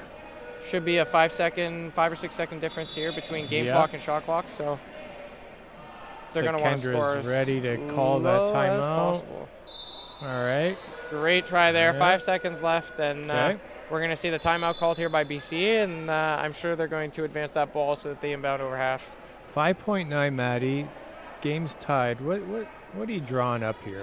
What's your thoughts? What's your bread and butter? I would love to see a pass play here. It'll probably be a pass. 6 seconds. You got a lot of time here to get the ball in to about the 3-point line, and then you can make another pass to somebody who's posted up in the key and score that try, no problem. I like that look. What would you do with your low pointer?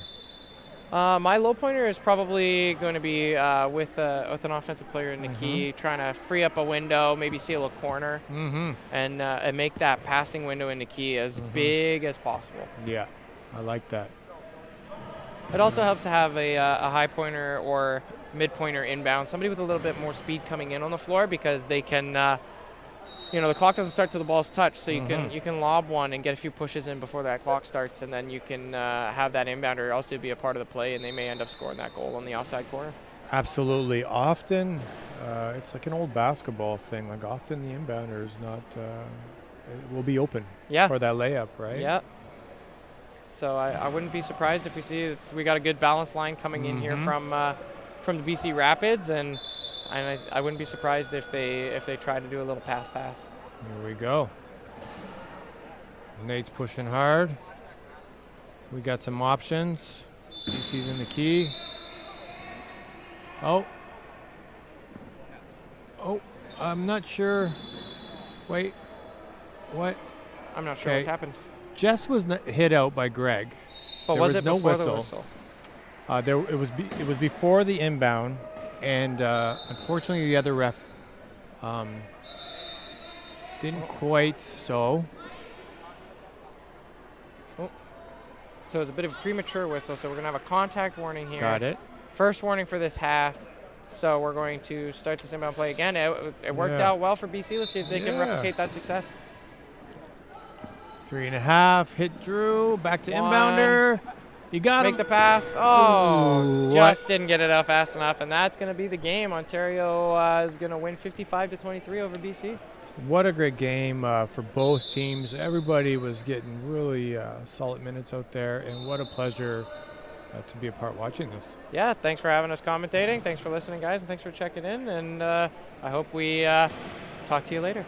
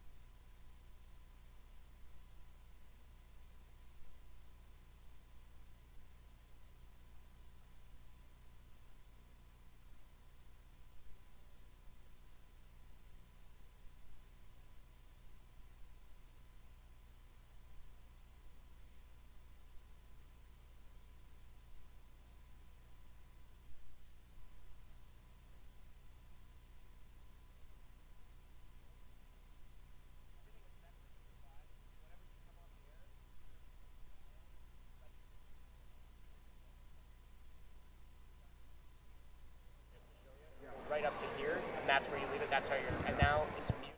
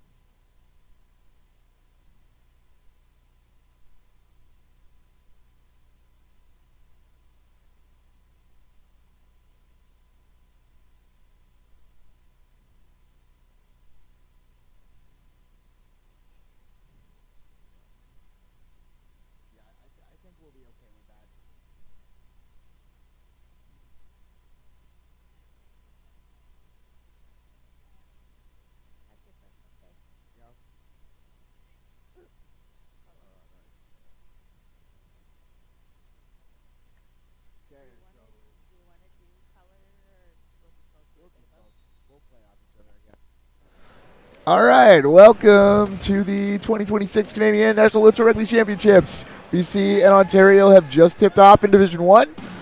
Julia Haynes has the ball for BC right now. Dave Wilsey for Ontario trying to get a hand in there. Joel Ewert with him. And there's our first turnover. Mike Whitehead gets the interception off of Joel Ewert. Long pass from Whitehead to Debley. And the Thunder are on the board. Brandon Perger with the inbound. And Joel passes it off to Julia. Dr. Haynes with a nice pass to Big Purge. It looks like Ontario's dropping back into the key. What's the key, Jess? The key is that box right down by the goal line. You might be able to see that it's taped off there. So the defense is allowed 3 players within that key. One of them has to stay out. And Ooh, nice pass from Joel Ewert to Brandon Perger. They managed to score with 10 on the score clock. So teams have 40 seconds to score the ball, or it's a turnover. There's a couple other counts. they have 8 seconds to dribble and 8 seconds to inbound the ball as well. You're allowed to spend 8 seconds in the key. So Rodriguez with a nice seal there for Whitehead. Ball's back to Perger on the inbound. Gets it into Joel Ewert. Back to Brandon Perger. Back to Joel Ewert. Nice pressure from Matt Debley there. Ewert's able to get the pass over to Haynes. Back to Perger. And it looks like Ontario's going to drop back into their key defense again. Perger's able to use his power and pushes Matt Debley over for a leaving the court penalty try. Debley sprinting up the sideline, showing that speed. I think that's going to be a big factor all game long for the Thunder. He's probably one of the quickest players in the country. And it'll be interesting to see how BC can slow that down. Okay, Whitehead with the ball now. BC's back in their key.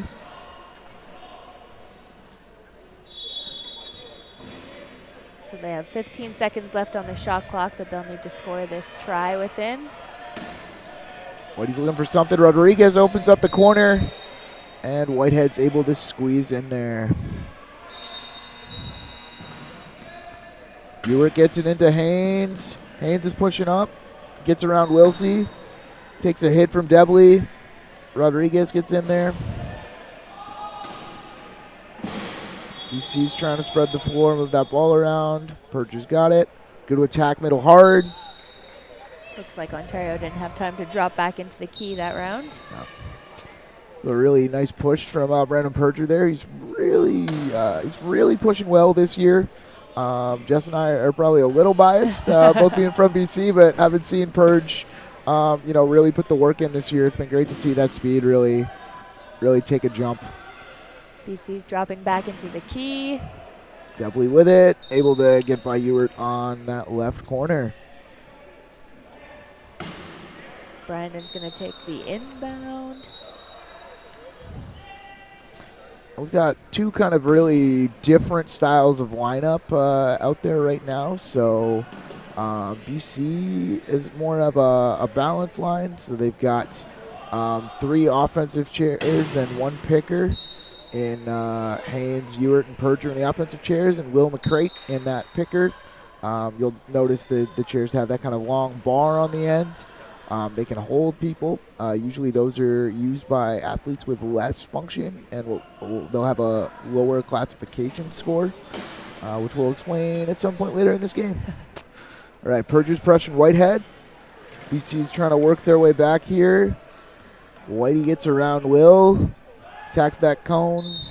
A little fake out. Little shimmy shake. Some of these athletes have one side that's stronger than the other, so you can see there Whitey was kind of capitalizing on the fact that Julia has a stronger right side. Fake to the left, harder for her to cover that. Some really nice pressure here from Ontario in the backcourt, but BC's able to break it.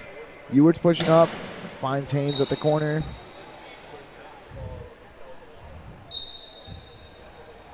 Whitey with the inbound. There's a give and go when the high pointer gets it into a low point off of the inbound and then gets it right back. Whitey's able to throw it up to Debley, who's not going to get touched.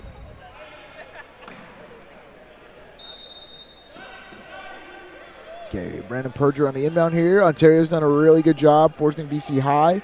So now we see BC having to run that give and go with McCrayton Perger. Pops to Ewert. Ewert's able to pop the ball over to Haynes. And, ooh, Debley gets a hand on that one. Reeled it back in. BC recovers.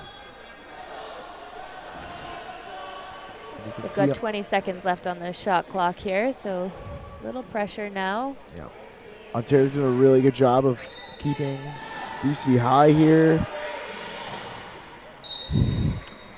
But there's that release valve. It's that Ewert to Perger pass. I think we'll see a lot of those today. Those two have a lot of height.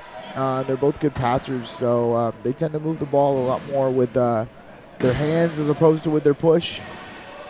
Whitey's able to squeeze out of that. Whitehead looking for a lane. Perger gets a reach in. Ooh, it went off. Yeah, that's going to be a turnover for BC. It rolled off Whitehead's lap there. Looks like we have some subs. We've got Max coming in for BC, Pico Desjardins, Ben Perkins, and Cody Caldwell coming in for Ontario. So Ontario's going to more of a balanced look now. Good to see how that counters this BC lineup. Will McCrate's able to get the ball in a Perger. Pops it up to Arsenault. It gets popped out. Really good pressure from Ontario here. And, oh, unfortunate bobble for Max there. He tried to save it. Little roll off the lap. So that's going to be a turnover for Ontario now. They say the most turnovers happen after a turnover, which I think we can see pretty often in this game. People get a little flustered and then they lose control of that ball again. I've heard that part of that is because on defense you're trying to be like really like intense and aggressive all the time. And here we have another turnover. There it is. And there we go. Turnover to turnover to turnover. Sorry, tell me again. What is it about the defense? Why is it happening? I think on defense you're really trying to like mentally be as like intense and aggressive as possible. But then on offense you really want to focus on protecting that ball and calming down, and it's a really hard shift to do like in the moment when everything's flying at you. Yeah. You see it a lot more in Division 2 than Division 1, but it still happens at all levels of the game. Yeah. Ewert's able to get around Caldwell there, who's doing a good job getting hands in. Perger trying to protect the ball against Debley and Caldwell. Gets it up to Arsenault, who's able to hold it in there. Good job, Max. Ewert back with it, pops it up over. Couldn't quite reel that pass in, a little out of Perger's range there. Yeah, really good job by Desjardins there to get under. He's done a great job putting this tournament on, and he's doing a great job on court.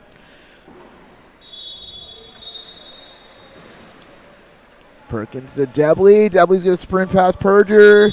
Ewert's there to help. He's able to get around Ewert. Gets it up to Perkins. Small bit of a bobble there, but Perkins recovers. Puts it in. Ben Perkins plays for the local Ottawa Stingers. So I'm sure he'll have some great support out this weekend.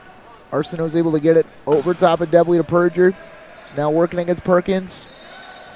Ewert comes in to try and help Perge. Caldwell's now pressuring the ball. McCrate's able to get Perger out of there. Ontario once again extending their pressure pretty high, really making BC work. Ewert's able to find Arsenault though. Looking for an inbounder on the baseline there. How long do they have to get down there for that inbound, Nate? It really often comes down to the discretion of the referee. I think for the most part the refs really want a fast flowing quick game. So they're looking to see if someone's coming for it, and if someone is not coming, they're looking to see if someone quickly calls it. The refs do have the ability, if they're seeing that no one is really going for it, you're trying to slow things down, to just put that ball on the floor and start the count. And that's when we definitely see a lot of panic start. So, yeah, game's flowing back up again. Perger's got it. He's using Will McCrate to get over half, using his pick. Ontario applies some pressure. We got Debley attacking Ewart now. Perger comes in to try and get what we call a crack on Debley, but Ontario's there with a pile. Tipped off Ben Perkins' hand and landed back in the lap of Perger.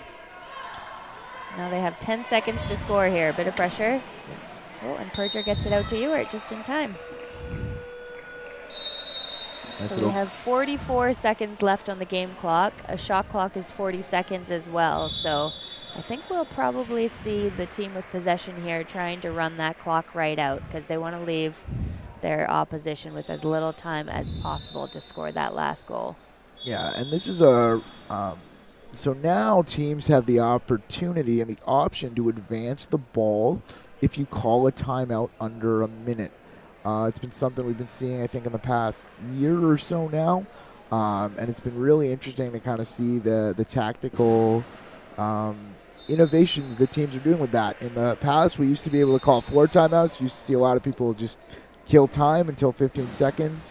Now it really comes down to the coaches making those calls from the bench and putting things into play. So, yeah, we'll see what they can do here with 44 seconds. So a lot of time.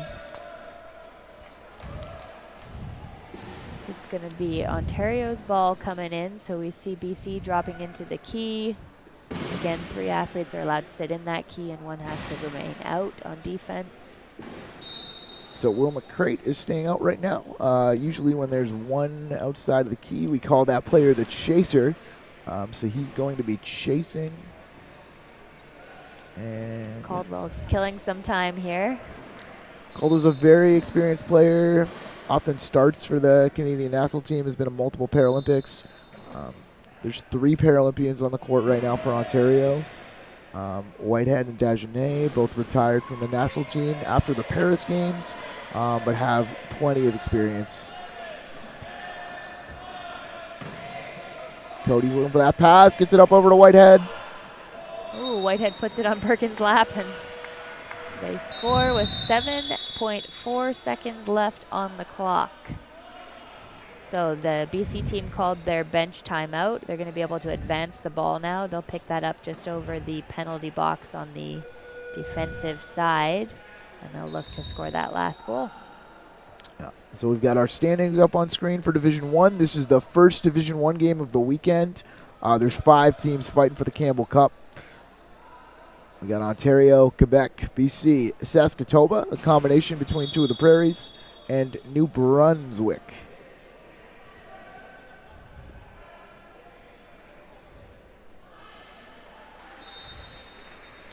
And then we've got the Division 2 teams up on the screen. So in Pool A in Division 2, we've got the Ontario Lightning.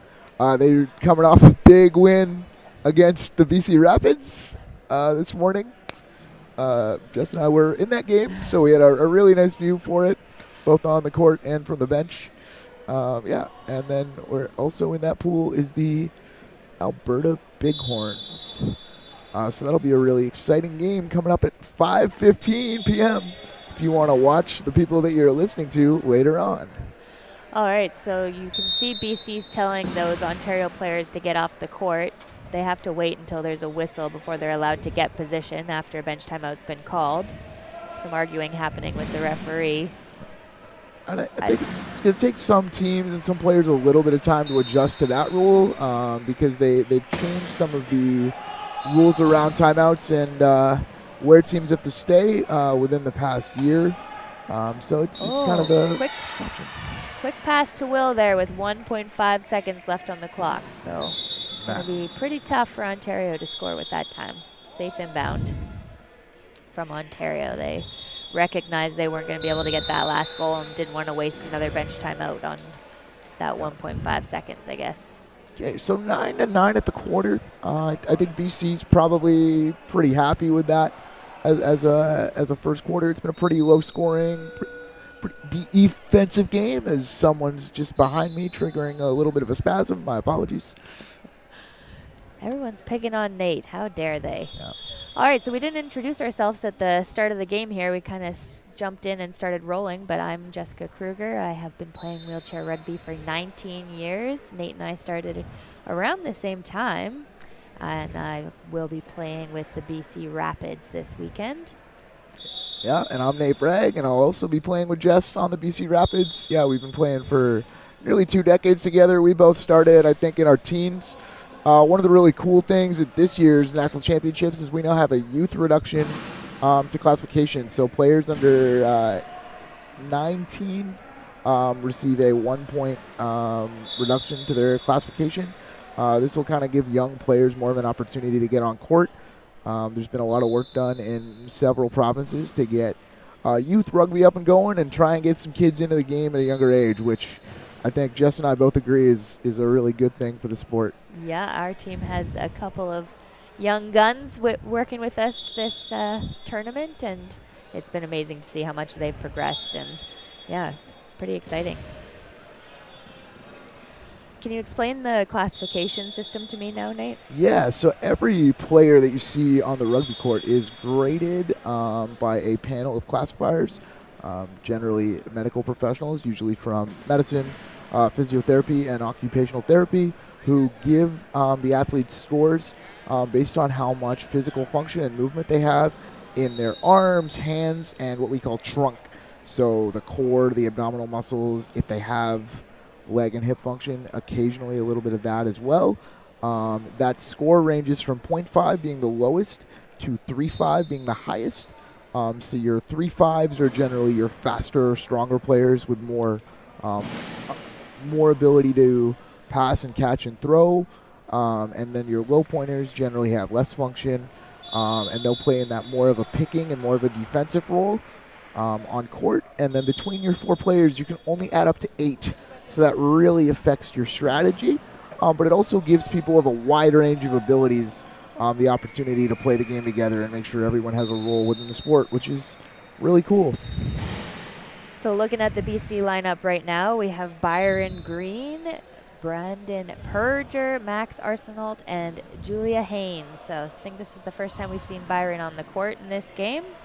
Yep. Byron has been to multiple Paralympics. And Julia Haynes is also a Paralympic athlete, but not for wheelchair rugby. She competes in throws. Yeah, she's a seated thrower in para-athletics. And she was a world championship medalist recently in the seated shot put, which is really exciting.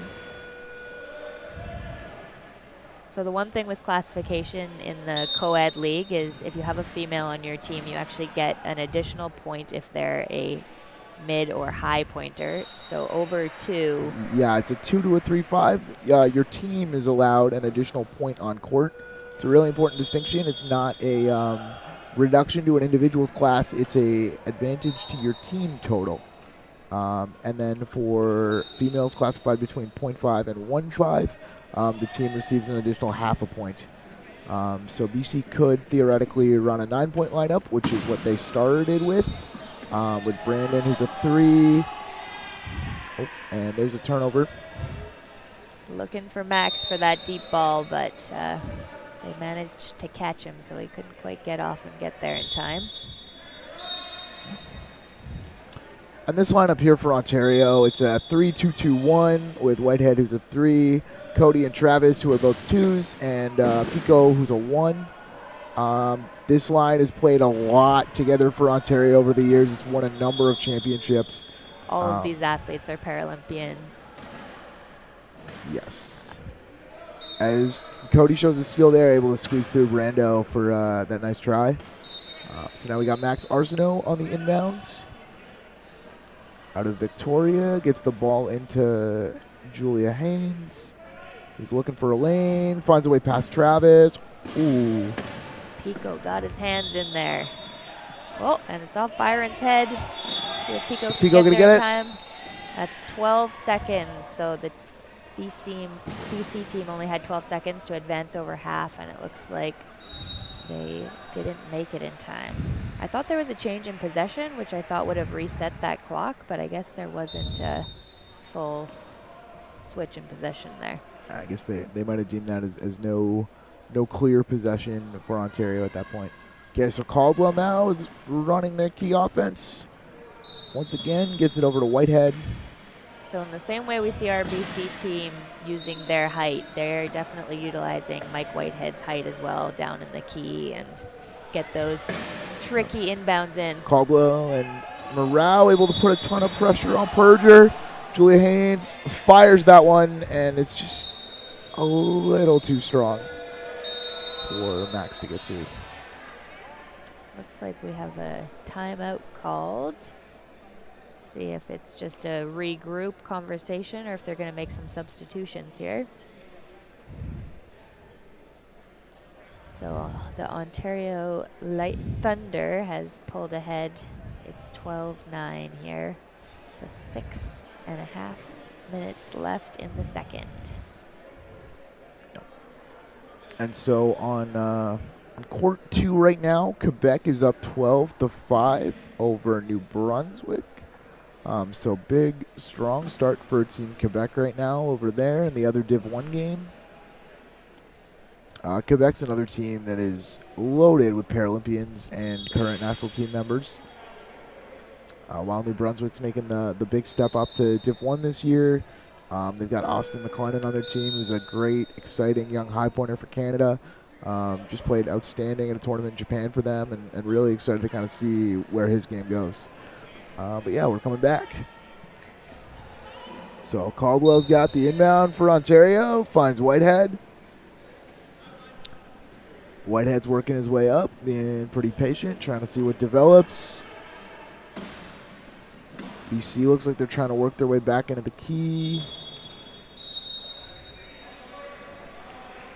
And we got a penalty try for Caldwell. All right, Arsenault with the inbound. Gets it off to Perger. Whitehead applying some pressure. Perger gets a pick from Byron Green, but Morale's there to help Whitehead.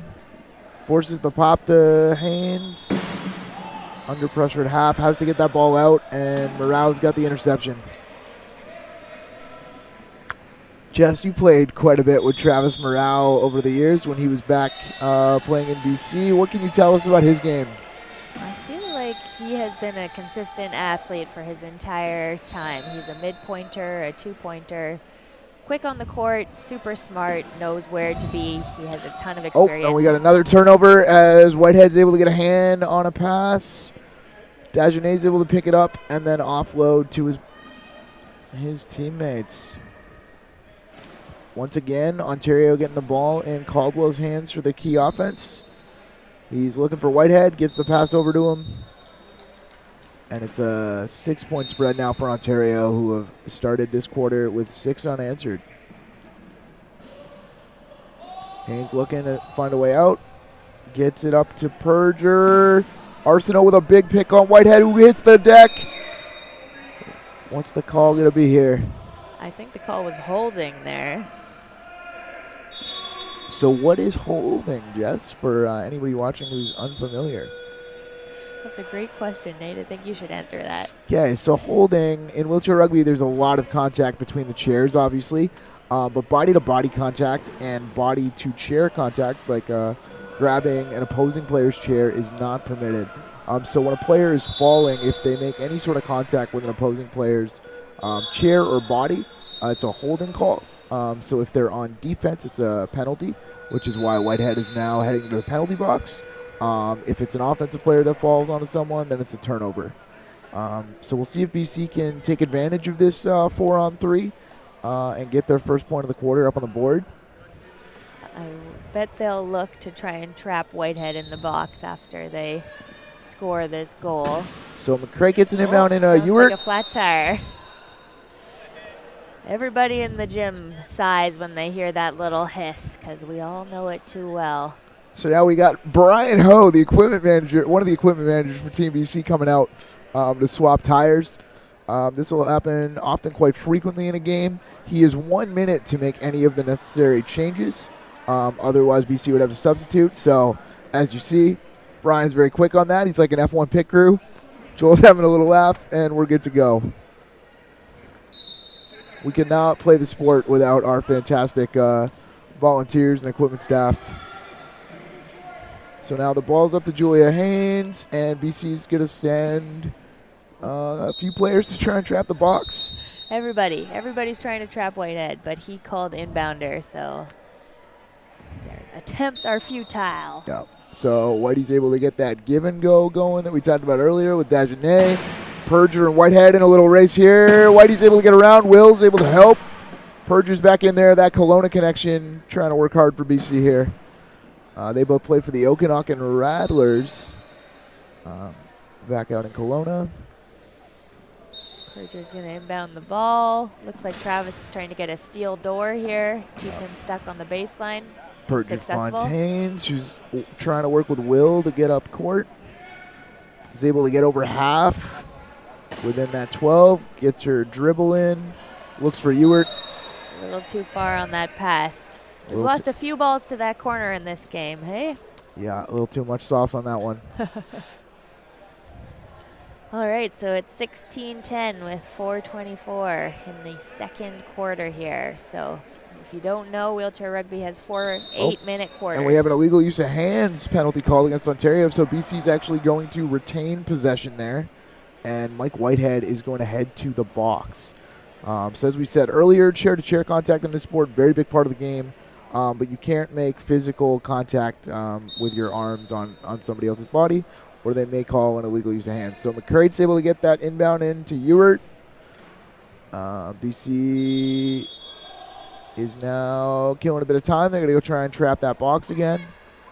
Ontario has made some subs, so now they're back to more of what we call a high-low look, where you have two offensive chairs and two picking chairs out there. So Eric Rodriguez and David Wilsey are now on court for Canada, along with Ontario, with Matt Debley.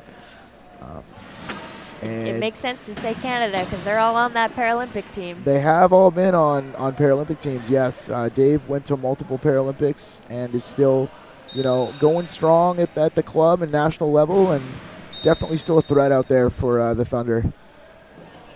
So players over 45 who have been retired from the national team for 5 years receive a reduction of 0.5 to their classification. So Dave, even though he's a 2, he can play as a 1-5 out there, which is why Ontario can run this 3-3 1-5.5.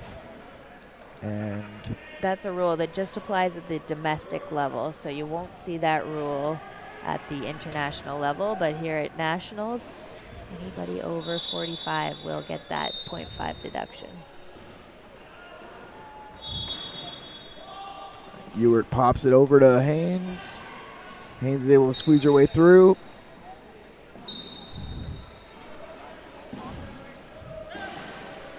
Okay, we got Ewert trying to put some pressure on Whitehead here.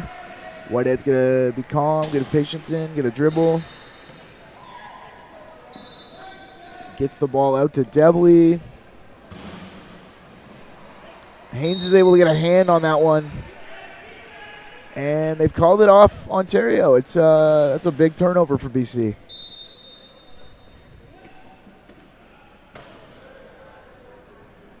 Julie's right hand is quite effective, and you definitely got to be careful when you're trying to push fire. And she pulls it in. There we go. There's that right hand. Okay, Debley with a quick inbound, quick give and go with Wilsey. He's going to be calm, survey his options, look for that gap.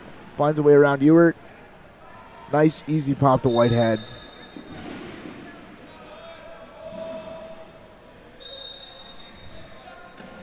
Okay, we've got Eric Rodriguez is now trying to do the steel door play on Brandon Perger. Keep him from getting on. Perger's able to get around it and find his way to get that pop, but ooh, tough. Pass over the shoulder there, and he turned around quickly. I thought he was going to be able to reel it in, but a bit of a fumble off the hands. Ontario dropping back into the key. Let's see BC run a play here. So there's 2 plays that we see them run most often. We call them. Yeah, but we won't go into what the plays are called on this one. But yeah, they're going to try and basically find openings in the key and work together as a unit to make the defense move and create gaps that they can then exploit. Nate's protecting our secrets like he thinks every team doesn't run the same plays. I am, yeah. No, and there's probably not that many plays that teams can run. But yeah, there's a few for sure. There are, like Jess was saying, there are a couple that I think most of the teams here this weekend try to run to a certain extent with some variables between them. All right, so purges the ball, offloads it to Julia Haynes, gets it to Ewert. Little tic-tac-toe play there from BC. Wilsey called inbound. He was sitting in the penalty box over here, so.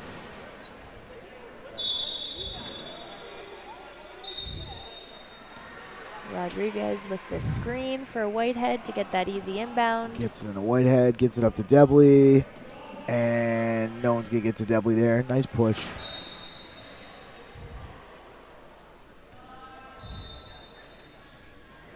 Now we're going to see Will McCray trying to set a screen for Julia Haynes, and he gets it.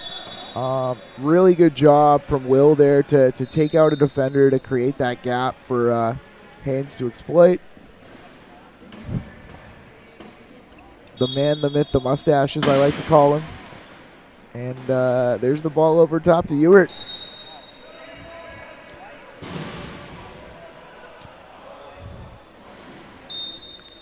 Fun fact about Joel Ewert is he is currently a medical student over at the University of Northern British Columbia.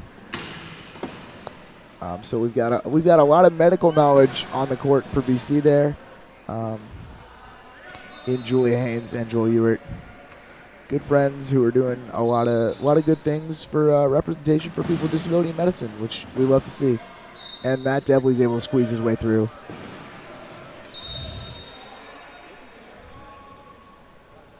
So Matt Debley was actually MVP at the 2023 and 2024 National Championships. He's one of the standout players in this tournament. And he really brings a lot of speed and a lot of intensity for this Ontario squad. As Will McCrate's able to get a nice little seal on him for Haynes to get by. We've got a minute 12 left in the quarter, so I think we're going to see the Ontario team try and score around 55 seconds. That would leave them enough time for a last goal, even if BC ate up that full 40 seconds when they get possession again. So why would a team really try and get the last try of a quarter? Well, if you score that last goal, you end up having an advantage getting up basically 2, because when you start the next quarter, you're going to have possession again. Is that the right? Yeah, that sounds about right to me. And Purger's got the ball here. They got 50 seconds. Debley's able to get a hand in, get that interception. Nice little deny from him there to get his hands on that one. Tough break for BC. BC called a bench timeout, it looks like, which there's 48.6 seconds, so I guess maybe they're going to sub.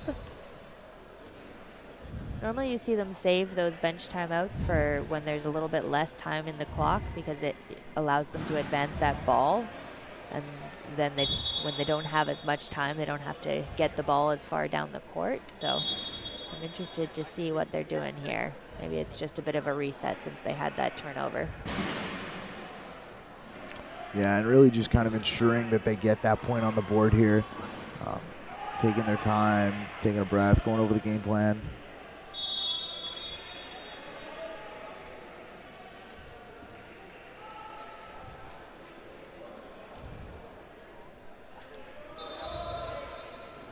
Yeah, it's been a pretty tight first half so far.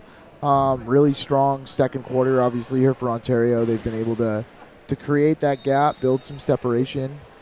So yeah, we got a 6-point spread right now. BC's been able to maintain the gap since they went back to their starting lineup. Yeah.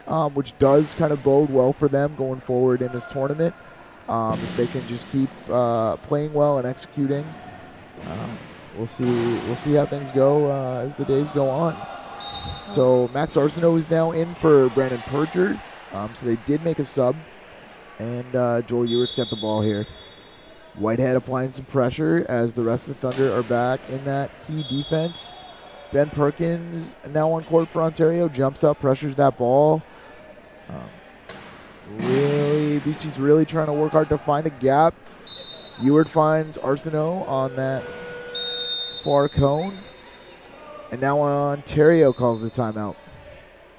It's an interesting strategy with 27.9 seconds on the clock. It's usually considered more than enough time to score a goal. Why do you think they might have made that call, Nate? I think just by advancing the ball, it means you don't have to worry about the 12 at all. You get that full time to really settle into your offense, run your play, and try and score with whatever time that they have deemed as where they want to get it. I wouldn't be surprised if Ontario tries to run it down completely here and get this last try, as we were talking about. They've done a really good job so far in this game with their key offense. They're finding those gaps. They're finding ways to use each other as a team and attack cohesively. So, yeah, it'll be interesting to see if BC is able to apply a little bit more pressure on this one and maybe force the turnover in the key. And then we're coming up to the half, so they get a new set of bench timeouts at the half. So they might just call it and advance it, even though it would be a pretty easy goal for them because they're getting a new set in 27 seconds anyways. You can't take it home with you, so you might as well use it. Exactly. All right, yeah, and so as we said, BC's dropping in that key. Ontario's advancing the ball. Caldwell once again running that key offense for Ontario. It's going to wait until about 15 seconds are on the game clock, if I were to guess, and then try and run something. And there we go, right at 15, they start advancing. Caldwell's going to drive with the ball. Working with his teammates. Whitehead's coming in, trying to screen out somebody. Oh, Whitehead's on that corner, posting up. Gets his hands on it, able to back in. Really great execution from Ontario there. They're able to score with 1.9. And BC's just going to get it in safe. I think BC might have been out of bench timeouts. Had they called 3 already? I believe they have, yeah. So we didn't say that, but teams get 3 bench timeouts per half. Again, this is kind of part of that newer rule shift. In the past, teams used to get 4 on-court timeouts and 2 bench timeouts in a game. Now you get 3 bench timeouts per half. And so I think at the higher levels, you're seeing it used mostly, almost entirely for those advance the ball, score late situations. In D2, if you watch more of the D2 games this weekend, you might see a few teams use a timeout just to kind of settle their team after a run. Regroup. Yeah. Looking at some of the footage from the first 2 quarters here. It's been a good game so far. It has. I've been really impressed with just the way Ontario's working together on their key offense. I know it's something that the key defense is something BC really is trying to build upon and prides himself on. And so the fact that Ontario's been able to consistently find ways through that. All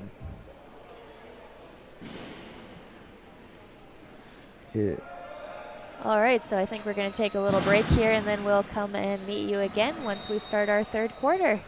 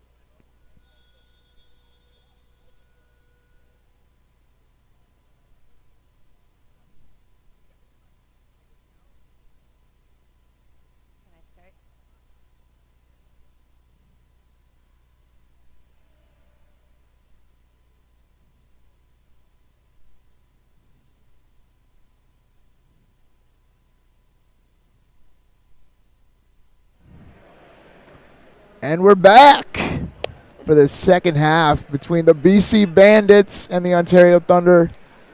Ontario Thunder with a 6-point lead, 23-17. We are starting Byron Green, Brandon Perger, Joel Ewart, and Max Arsenal for BC. And for the Thunder, we have Matt Debley, Ben Perkins, Cody Caldwell, and Patrice Dagenet, affectionately known as Pico. Balls in to Brandon Perger. You can see now they're scoring in the opposite direction, so at halftime they switch end zones.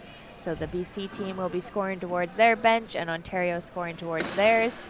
Debley putting some pressure on Perger here. Ewart comes up to try and help out, get a screen on the ball. Byron Green tries to screen out Cody Caldwell there. Now Patrice Dagenet is pressuring Perger. 15 seconds left on the shot clock. A little bit of pressure to score here. Perger's looking, and just too much sauce on that one. Throws it over Ewart's head, and so great defense from the Thunder to start the quarter. They get a turnover. Couldn't ask for more there. As Caldwell finds Debley. Debley trying to find a lane, looking for an outlet. Finds Caldwell. The pass to Perkins. Tic-tac-toe. Right, Arsenault looking for the inbound here. Ontario's doing a great job pressuring Brandon Perger high, but he's able to get free. For the Bandits, Perger pushing up court, got his head up, scanning for his outlets, sees Arsenault, and BC gets one back real quick. Okay, Perkins with the inbound now to Dagenet, give and go. Quick pop up to Debley, who's able to snag that one in there. Nice recovery, and he's going to take it all the way. Tell me about some of the different kinds of defense that you might see the teams running, Nate. Yeah, so there's several defenses teams will run.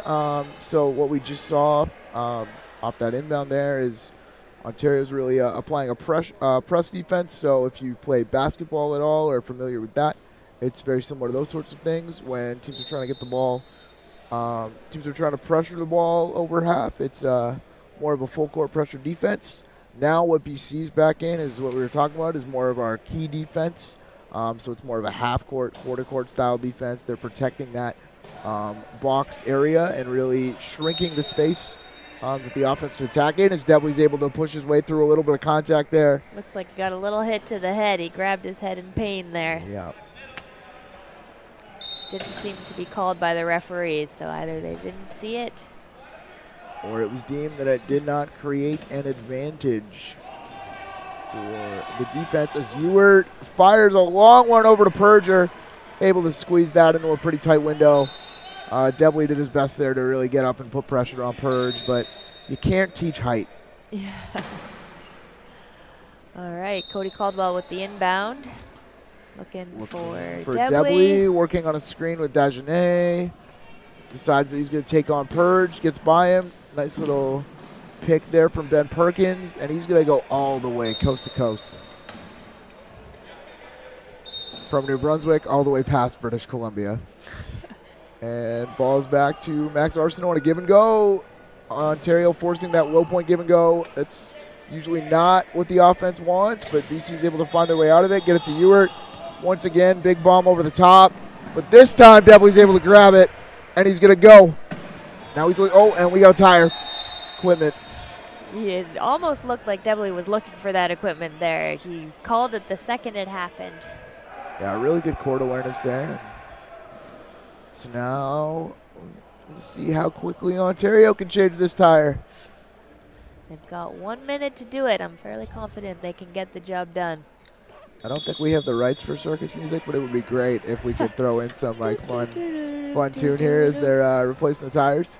But that one's quick, and Debley's got it. All right, we're back in action with Perkins inbounding on the sidelines. It's into Caldwell.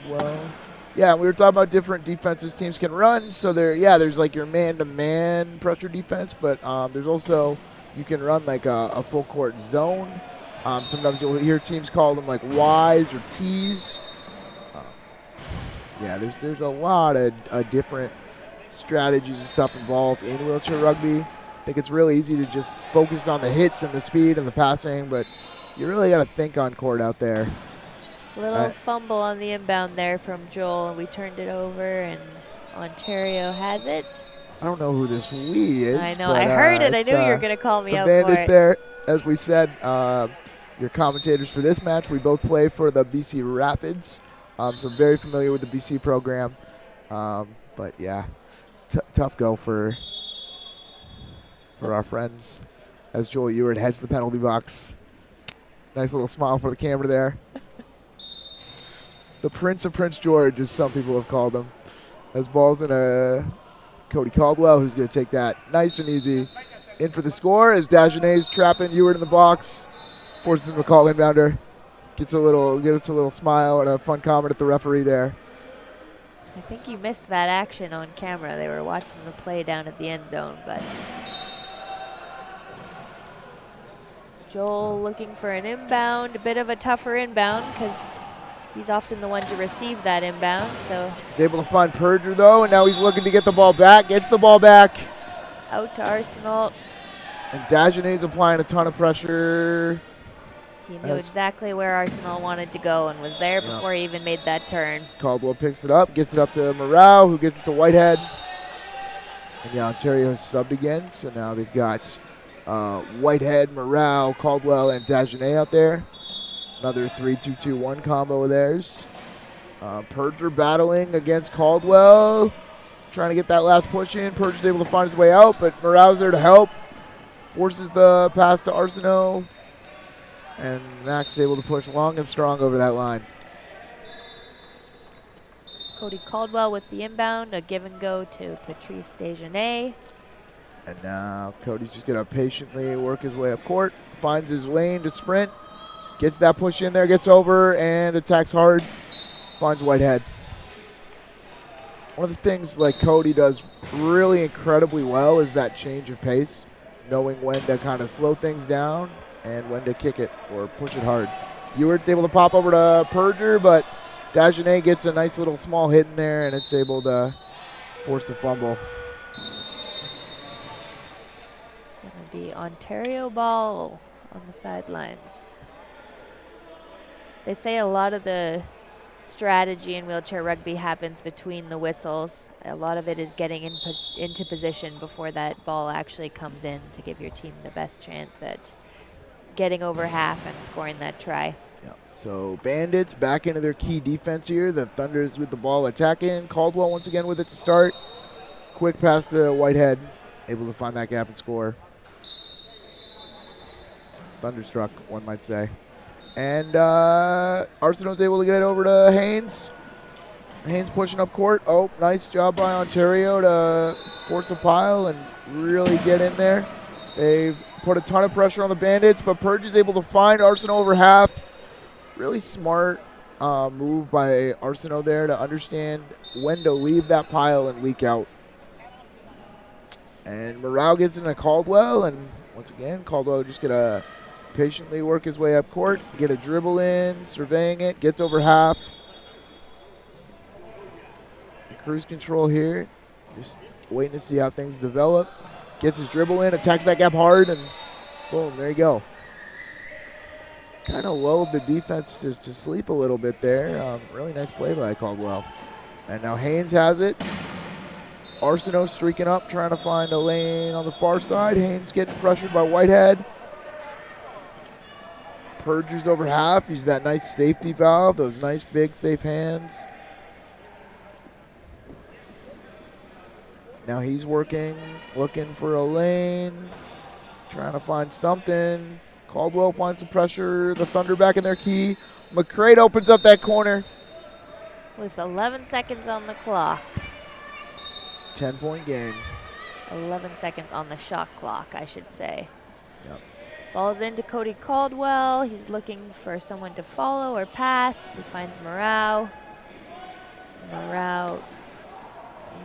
Little hit from Perger right around that half line, which we haven't talked about it yet, but over and back is another rule that happens in wheelchair rugby. So if you cross over that half line and then turn back over, that's a change in possession.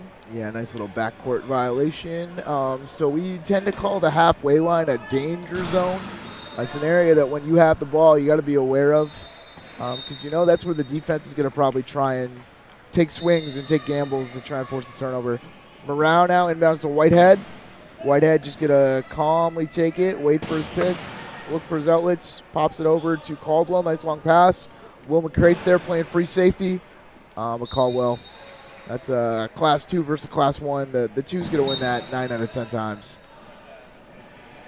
We're just hoping that Class 1's going to buy some time for his teammates to get there. Arsenault able to squeeze one into Percher's hands. Off to Haynes. Haynes back up to Arsenault. Can he Once get again there? trying to leak wide. Ooh, able to push it in, but unfortunately, Caldwell's able to grab it. So great for the Thunder. Unfortunate for the Bandits there. And Haynes trying to apply a little bit of last-second pressure at the line, but no dice. A timeout was called. I don't know by who. Did you see? I think maybe by the Ontario team. They're looking to make some substitutions. Yep. So everybody has to return to their bench when a timeout is called. It's going to be a minute long. And at that 50-second mark, they'll have a buzzer that means they're allowed to go set up. And yeah, we've got the schedule up on screen. So as you can see over on court 2 right now, we got New Brunswick versus Quebec. Quebec's opened up a big 23-point lead over New Brunswick. Our next game's coming up later today at 1:45. We've got the Alberta Bighorns and Ontario Lightning, and the Alberta Prospects and Quebec 2. So our next matchup, it's 2 Div 2 games. Alberta versus Ontario and Alberta versus Quebec. Those should both be pretty exciting. So look forward to that. And then following that are the next matchups are at 3:30, and they're 2 Div 1 games. So we're kind of alternating D1, D2 all day. You can get a chance to see both levels of wheelchair rugby here on CBC Sports and on the Wheelchair Rugby Canada YouTube channel. And ball's over top. Whitehead's able to get a hand on it. It's another turnover. We did have substitutions there from the Ontario team. Yeah. Got Bo Hayward on court now with Matt Debley, Dave Wilsey, and Mike Whitehead for the Ontario Thunder. Yeah, so these are Bo's kind of first minutes in this game. He's a newer player relative to the rest of this Ontario team, but he does a lot of work with the Toronto Titans Club.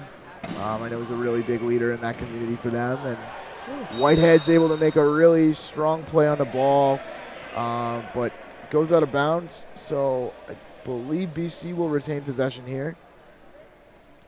So now we got the inbound in the corner from Max Arsenault. Finds Brandon Perger. And now BC's going to try and set up and run a key play against Ontario.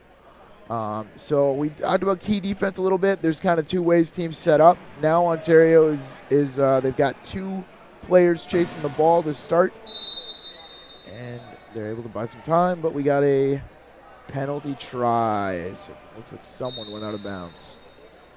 Okay, Dave Wilsey with the inbound now. Finds Whitehead. Quick pop up to Debley. Haynes gets a hand in.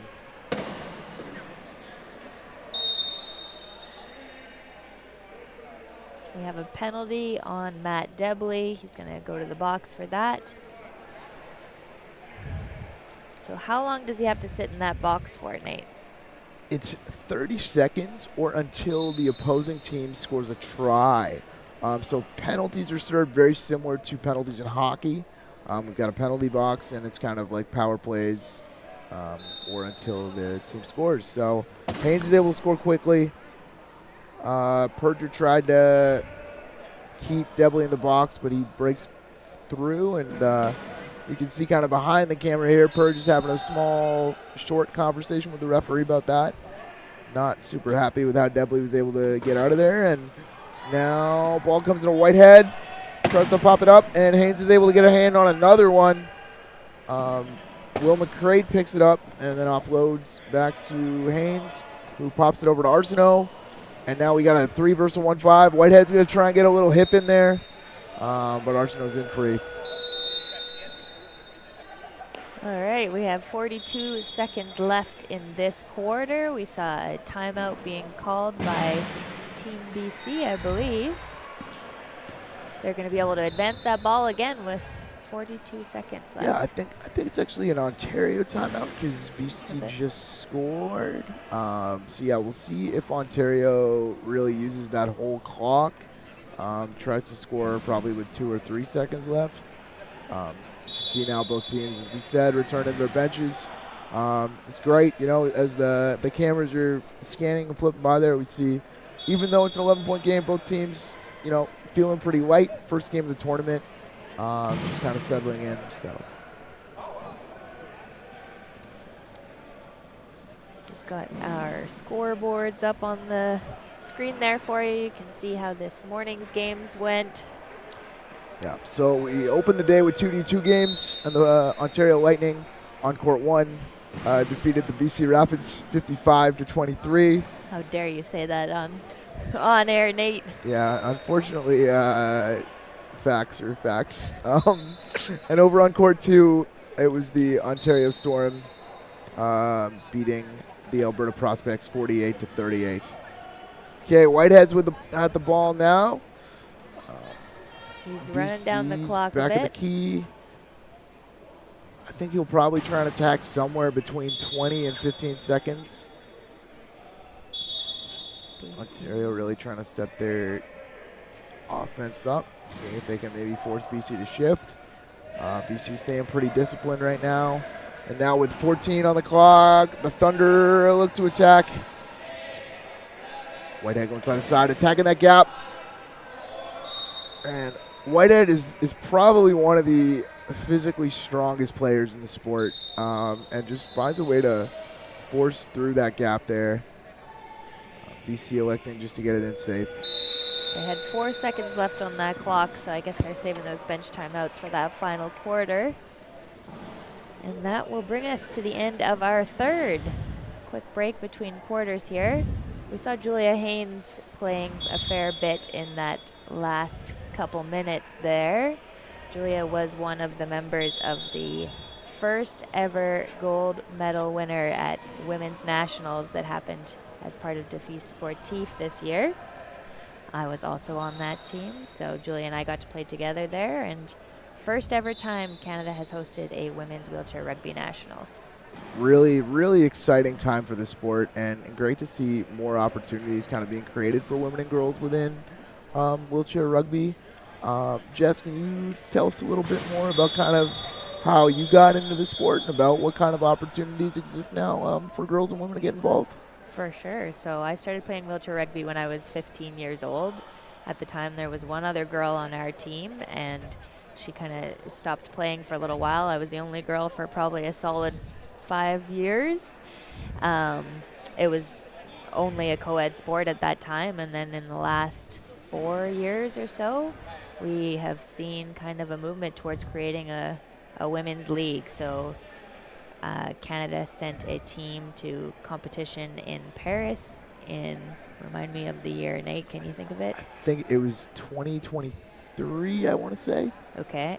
And then this past year, we sent a Canadian women's development team to Rugby Mania happening in Prague, which was first time a women's team has competed in international competition.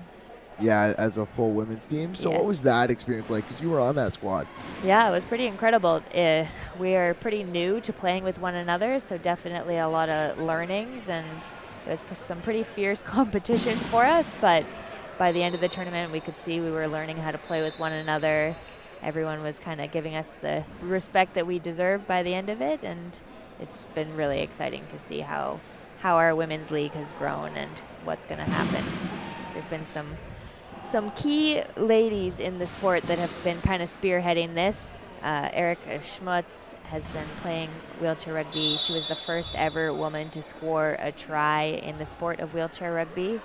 She's been helping lead the way, and Melanie LaBelle has also been a huge advocate for helping to make women's wheelchair rugby. Yeah, more so prevalent. Erica scored that try at the Paralympic Games in 2008, which is really exciting, and we've kind of been slowly seeing the numbers of women involved in the sport at all levels, from grassroots to the international game, really increase over time. Obviously, the new classification rules that were put in there have also kind of created a bit of an upswing in certain places as well.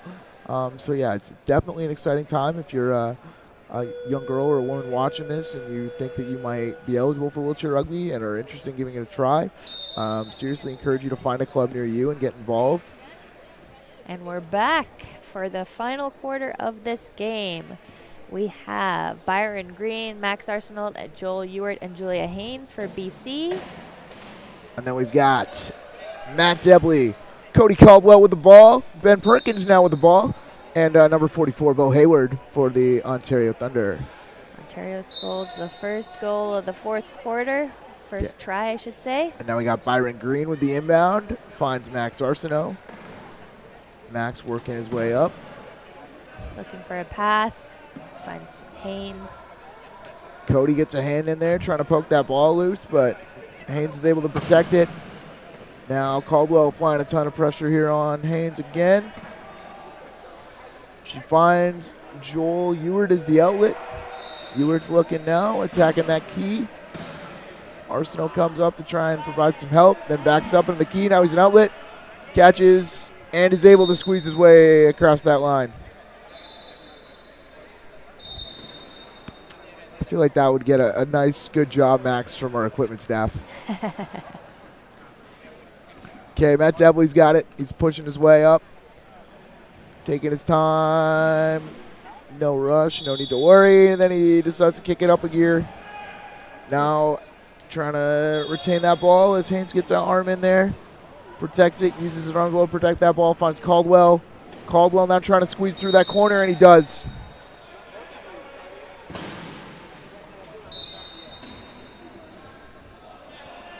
Green to Arsenault, the Victoria connection. We're at the home of the Carleton Ravens, but Byron and Max both play for the Victoria Ravens in our local BC league. And yeah, Haynes with the ball now, gets by a hit from Debley. Caldwell now applying some pressure for Ontario. Ontario backing into that key, setting up.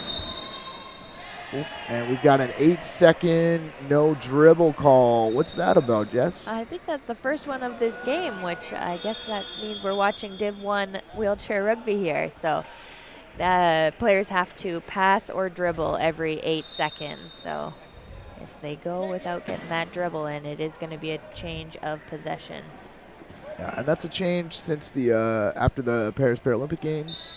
So the count used to be 10 and now it's 8. I feel like everybody's had kind of a couple of years to kind of get used to these timings.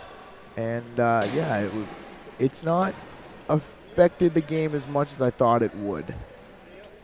I think even the referees are still getting used to it, so sometimes they're giving us an extra second in their counts as we adjust to the changes. Yeah, we'll see. And Ewart's able to find Haynes. Debley puts pressure on at the line. But they're going to rule that, I believe, a penalty try, as it looks like Matt went out. Okay, they're able to get that ball into Cody Caldwell. Once again, just kind of patiently working his way up, finding his options, kicks it up a gear, goes into that sprint against Ewart, and boom. Just that change of gears from Caldwell, it's been so deadly all game. Yeah, unexpected. Ball is into Max Arsenault. He's looking for a pass option. Oh, and Caldwell's able to knock it loose. But I think they're going to call that checked out off of the Thunder. I think he called it a change, a turnover. Oh. Yeah. So BC is going to drop into the key for defense. Caldwell has the ball. They're going to look to set up a play here, taking their time. I will say I would not want to be a referee. It's a much harder job than people make it out to be. And like Cam Broadhead is one of the probably the better or more experienced referees in Canada. He also referees at the international level. He's been reffing rugby for a number of years now, and there's a lot of things happening at a very high pace that they have to look for. And I do feel like somehow players need to be more aware of just how much goes into officiating. They do training, they take courses, they watch film. Like, they're on it, so it can be tough. As athletes in their own. Yeah, ball's into Debley. He's working his way up. Works with his teammate Perkins to get over and hits that gap hard. Same kick and pace with Debley there that we see Caldwell doing too. Ball's in to Julia Haynes. She's gonna make her way over half. There we go. And that change of pace thing, like you see Joel Ewert will use that a lot as well. I think that's something you see a lot in that higher levels in that D1 game. When players gain a bit more experience, it's a lot less, I'm just going to go as fast as I can, and a lot more, I'm going to see what's open and go. Something I definitely don't have in my game that I should have. I was going to say, it only works if you have that second gear to kick it into, which, no, I don't have it either, Nate. I've seen it, Jess. I've seen it before. We've all seen it. This is a positive broadcast. Oh, yeah. There we go. Caldwell's got it. Just, again, gets over half patiently. Quick little nice pass to Perkins. Making it look easy out there. Byron Green with the inbound for the BC Bandits. It's into Joel Ewert, up to Julia Haynes. She's going to be able to get that over half. Caldwell working his way back. Good recovery there. And a missed pass to Max Arsenault in the corner there. I think from Ontario, that recovery there from both Caldwell and Debley, you know, starting a little bit behind that play on defense and being able to, you know, right at the end there, recover, get in, get that turnover. Big play. Another thing we're seeing in Div 1 is just not giving up, even if they feel like they might be under the play. They have that speed to get back in there and make those last-minute turnovers. Yeah, and I think that's something, you know, for any young player or any newer player to rugby, like that's why it's really important to watch the game and try and pick up on different things for different players. So, yeah. And Whitehead's got it now. Key offense, easy pass into Dave. Dave Wilson, one of the legends of this sport. Also now the co-coach of Team France. So really exciting times for him. Wonder how his French is. Probably better than mine. Okay, Haynes offloads to Ewert, who pops it up to Arsenault. Arsenault protecting, able to get that ball back out to Ewert, who's gonna take his time, get his dribble in, and gets it back to Arsenault. What's the call gonna be there? They're gonna call that a try. Nice. Good job, Max. Good job, both teams. Yep. And here comes Whitehead. Gets a dribble in, gets that pass out to Debley. Ooh, Julia got a piece of it. I think it went off Debley's hands. Yeah, it's going to be a change in possession. She's had a few of those this game, just kind of lurking in the background on the pass and then boom, getting a hand in. Yeah, I feel like every time you see her make a pass she's not happy with, she gets it back in those fighting for the turnover moments. Definitely one of the more competitive people out there. I mean, everyone is competitive, but you know, Jules, you know that's a big part of her personality and a big part of what makes her a great athlete. I think she's one of the best women players in Canada for sure. So that grit's paying off.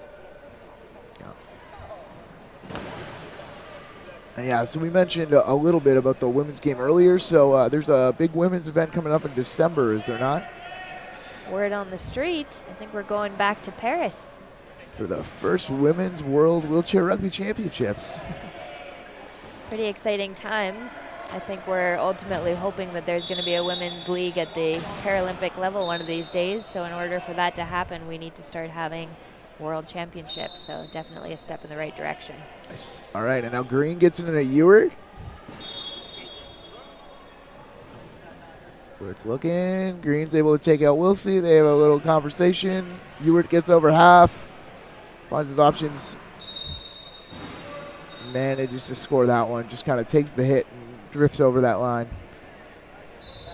We've got just over 2 minutes left in our final quarter here. It is 47 for the Ontario Thunder to 33 for the BC Bandits. Yep, Debley's got it. Offloads to Whitehead. Gets it up to Wilsey. A little fumble from Wilsey, but he saves it. I mean, he's got some good juggling skills out there, that's for sure.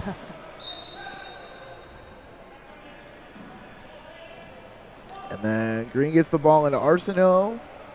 Bo Hayward playing some defense. 0.5's getting in on the action. Debley now applying some pressure on Ewert. Green's there with a pick. Wilsey recovers, tries to get Ewert at the line. Ewert gets it over to Arsenault, but he's not able to get his hands on it. Great defense from Ontario there. Really good job to recover and switch and stay over top.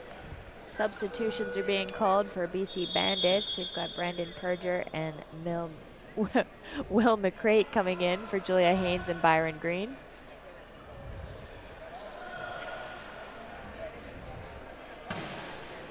And 1:48 left on the clock. Okay, Will McCrate looking, gets that into Arsenault. Gets that up above his head, looking for a way out. Pops it behind him to Ewert.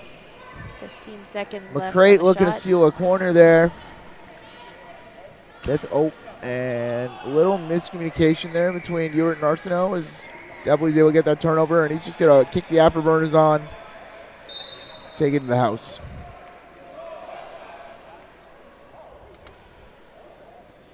You see Ontario Thunder's just dropping back to their key immediately right now. Setting up for their defense. Joel Ewert's going to bring the ball up and see if they can run a play here. A secret play. So many secrets on the rugby court. And Joel Ewert now trying to find his way in. Working with Perger. Arsenault's going to come over, try and steal someone in the middle. Max is now drifting in, and Ontario, Whitehead gets a hand on it. Oh, but Debley bobbles the initial catch, is able to recover it, sticks with it, gets it back, and gets it over half, gets that dribble in, and now he's going to attack Perger. One-on-one, big battle. Perger goes to get a hand in. He was trying to score that goal as fast as he could. He could see there was about 50 seconds left on the clock. He wants to make sure they have more than 40, so there's some time left, even if BC eats up that full 40-second shot clock. Whitehead applied some pressure on Perger. Will McCrate, though, getting in the way, using that pick. Perger up to Arsenault. 32 seconds left on the clock here. Ontario possession. Ball's into Matt Debley. He's going to follow Hayward up the court. Pass to Whitehead. 22 seconds. Same as before. They're going to let the clock run down to around 15, I would guess, and then run something. They're running it down a little lower. We're at 9. Hayward's got that corner. And you're not going to get that ball off Whitehead. He scores with the second left. He's in position early, but he hesitates at the line there to eat a bit more of that clock up. 6 seconds left. Team BC getting the ball in safely and just letting that clock run out. All right, so that is 51 for the Ontario Thunder to 34 for the BC Bandits. A really great game, super close through the start, and Ontario pulled ahead, I think, in the half there. Yeah, from that second quarter onward, their experience really kind of shone through, and they had a lot of really strong plays from really a whole collection up and down that roster. So, yeah, great start, I think, for both teams. I think BC will definitely have a few positives they can take away as they prepare for New Brunswick later this afternoon, and Ontario definitely, showed their intent here. 17-point win to start it off. They're going to be a real contender to watch. All right, I am Jessica Kruger here with Nate Bragg. I hope you guys enjoyed that game. It was a good one.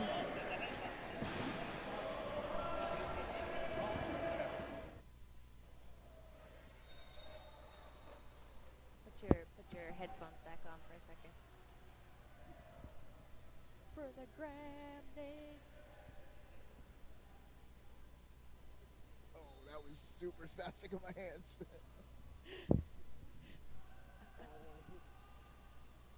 something else that I'm not trying to do, but like it just, yeah. Okay, we did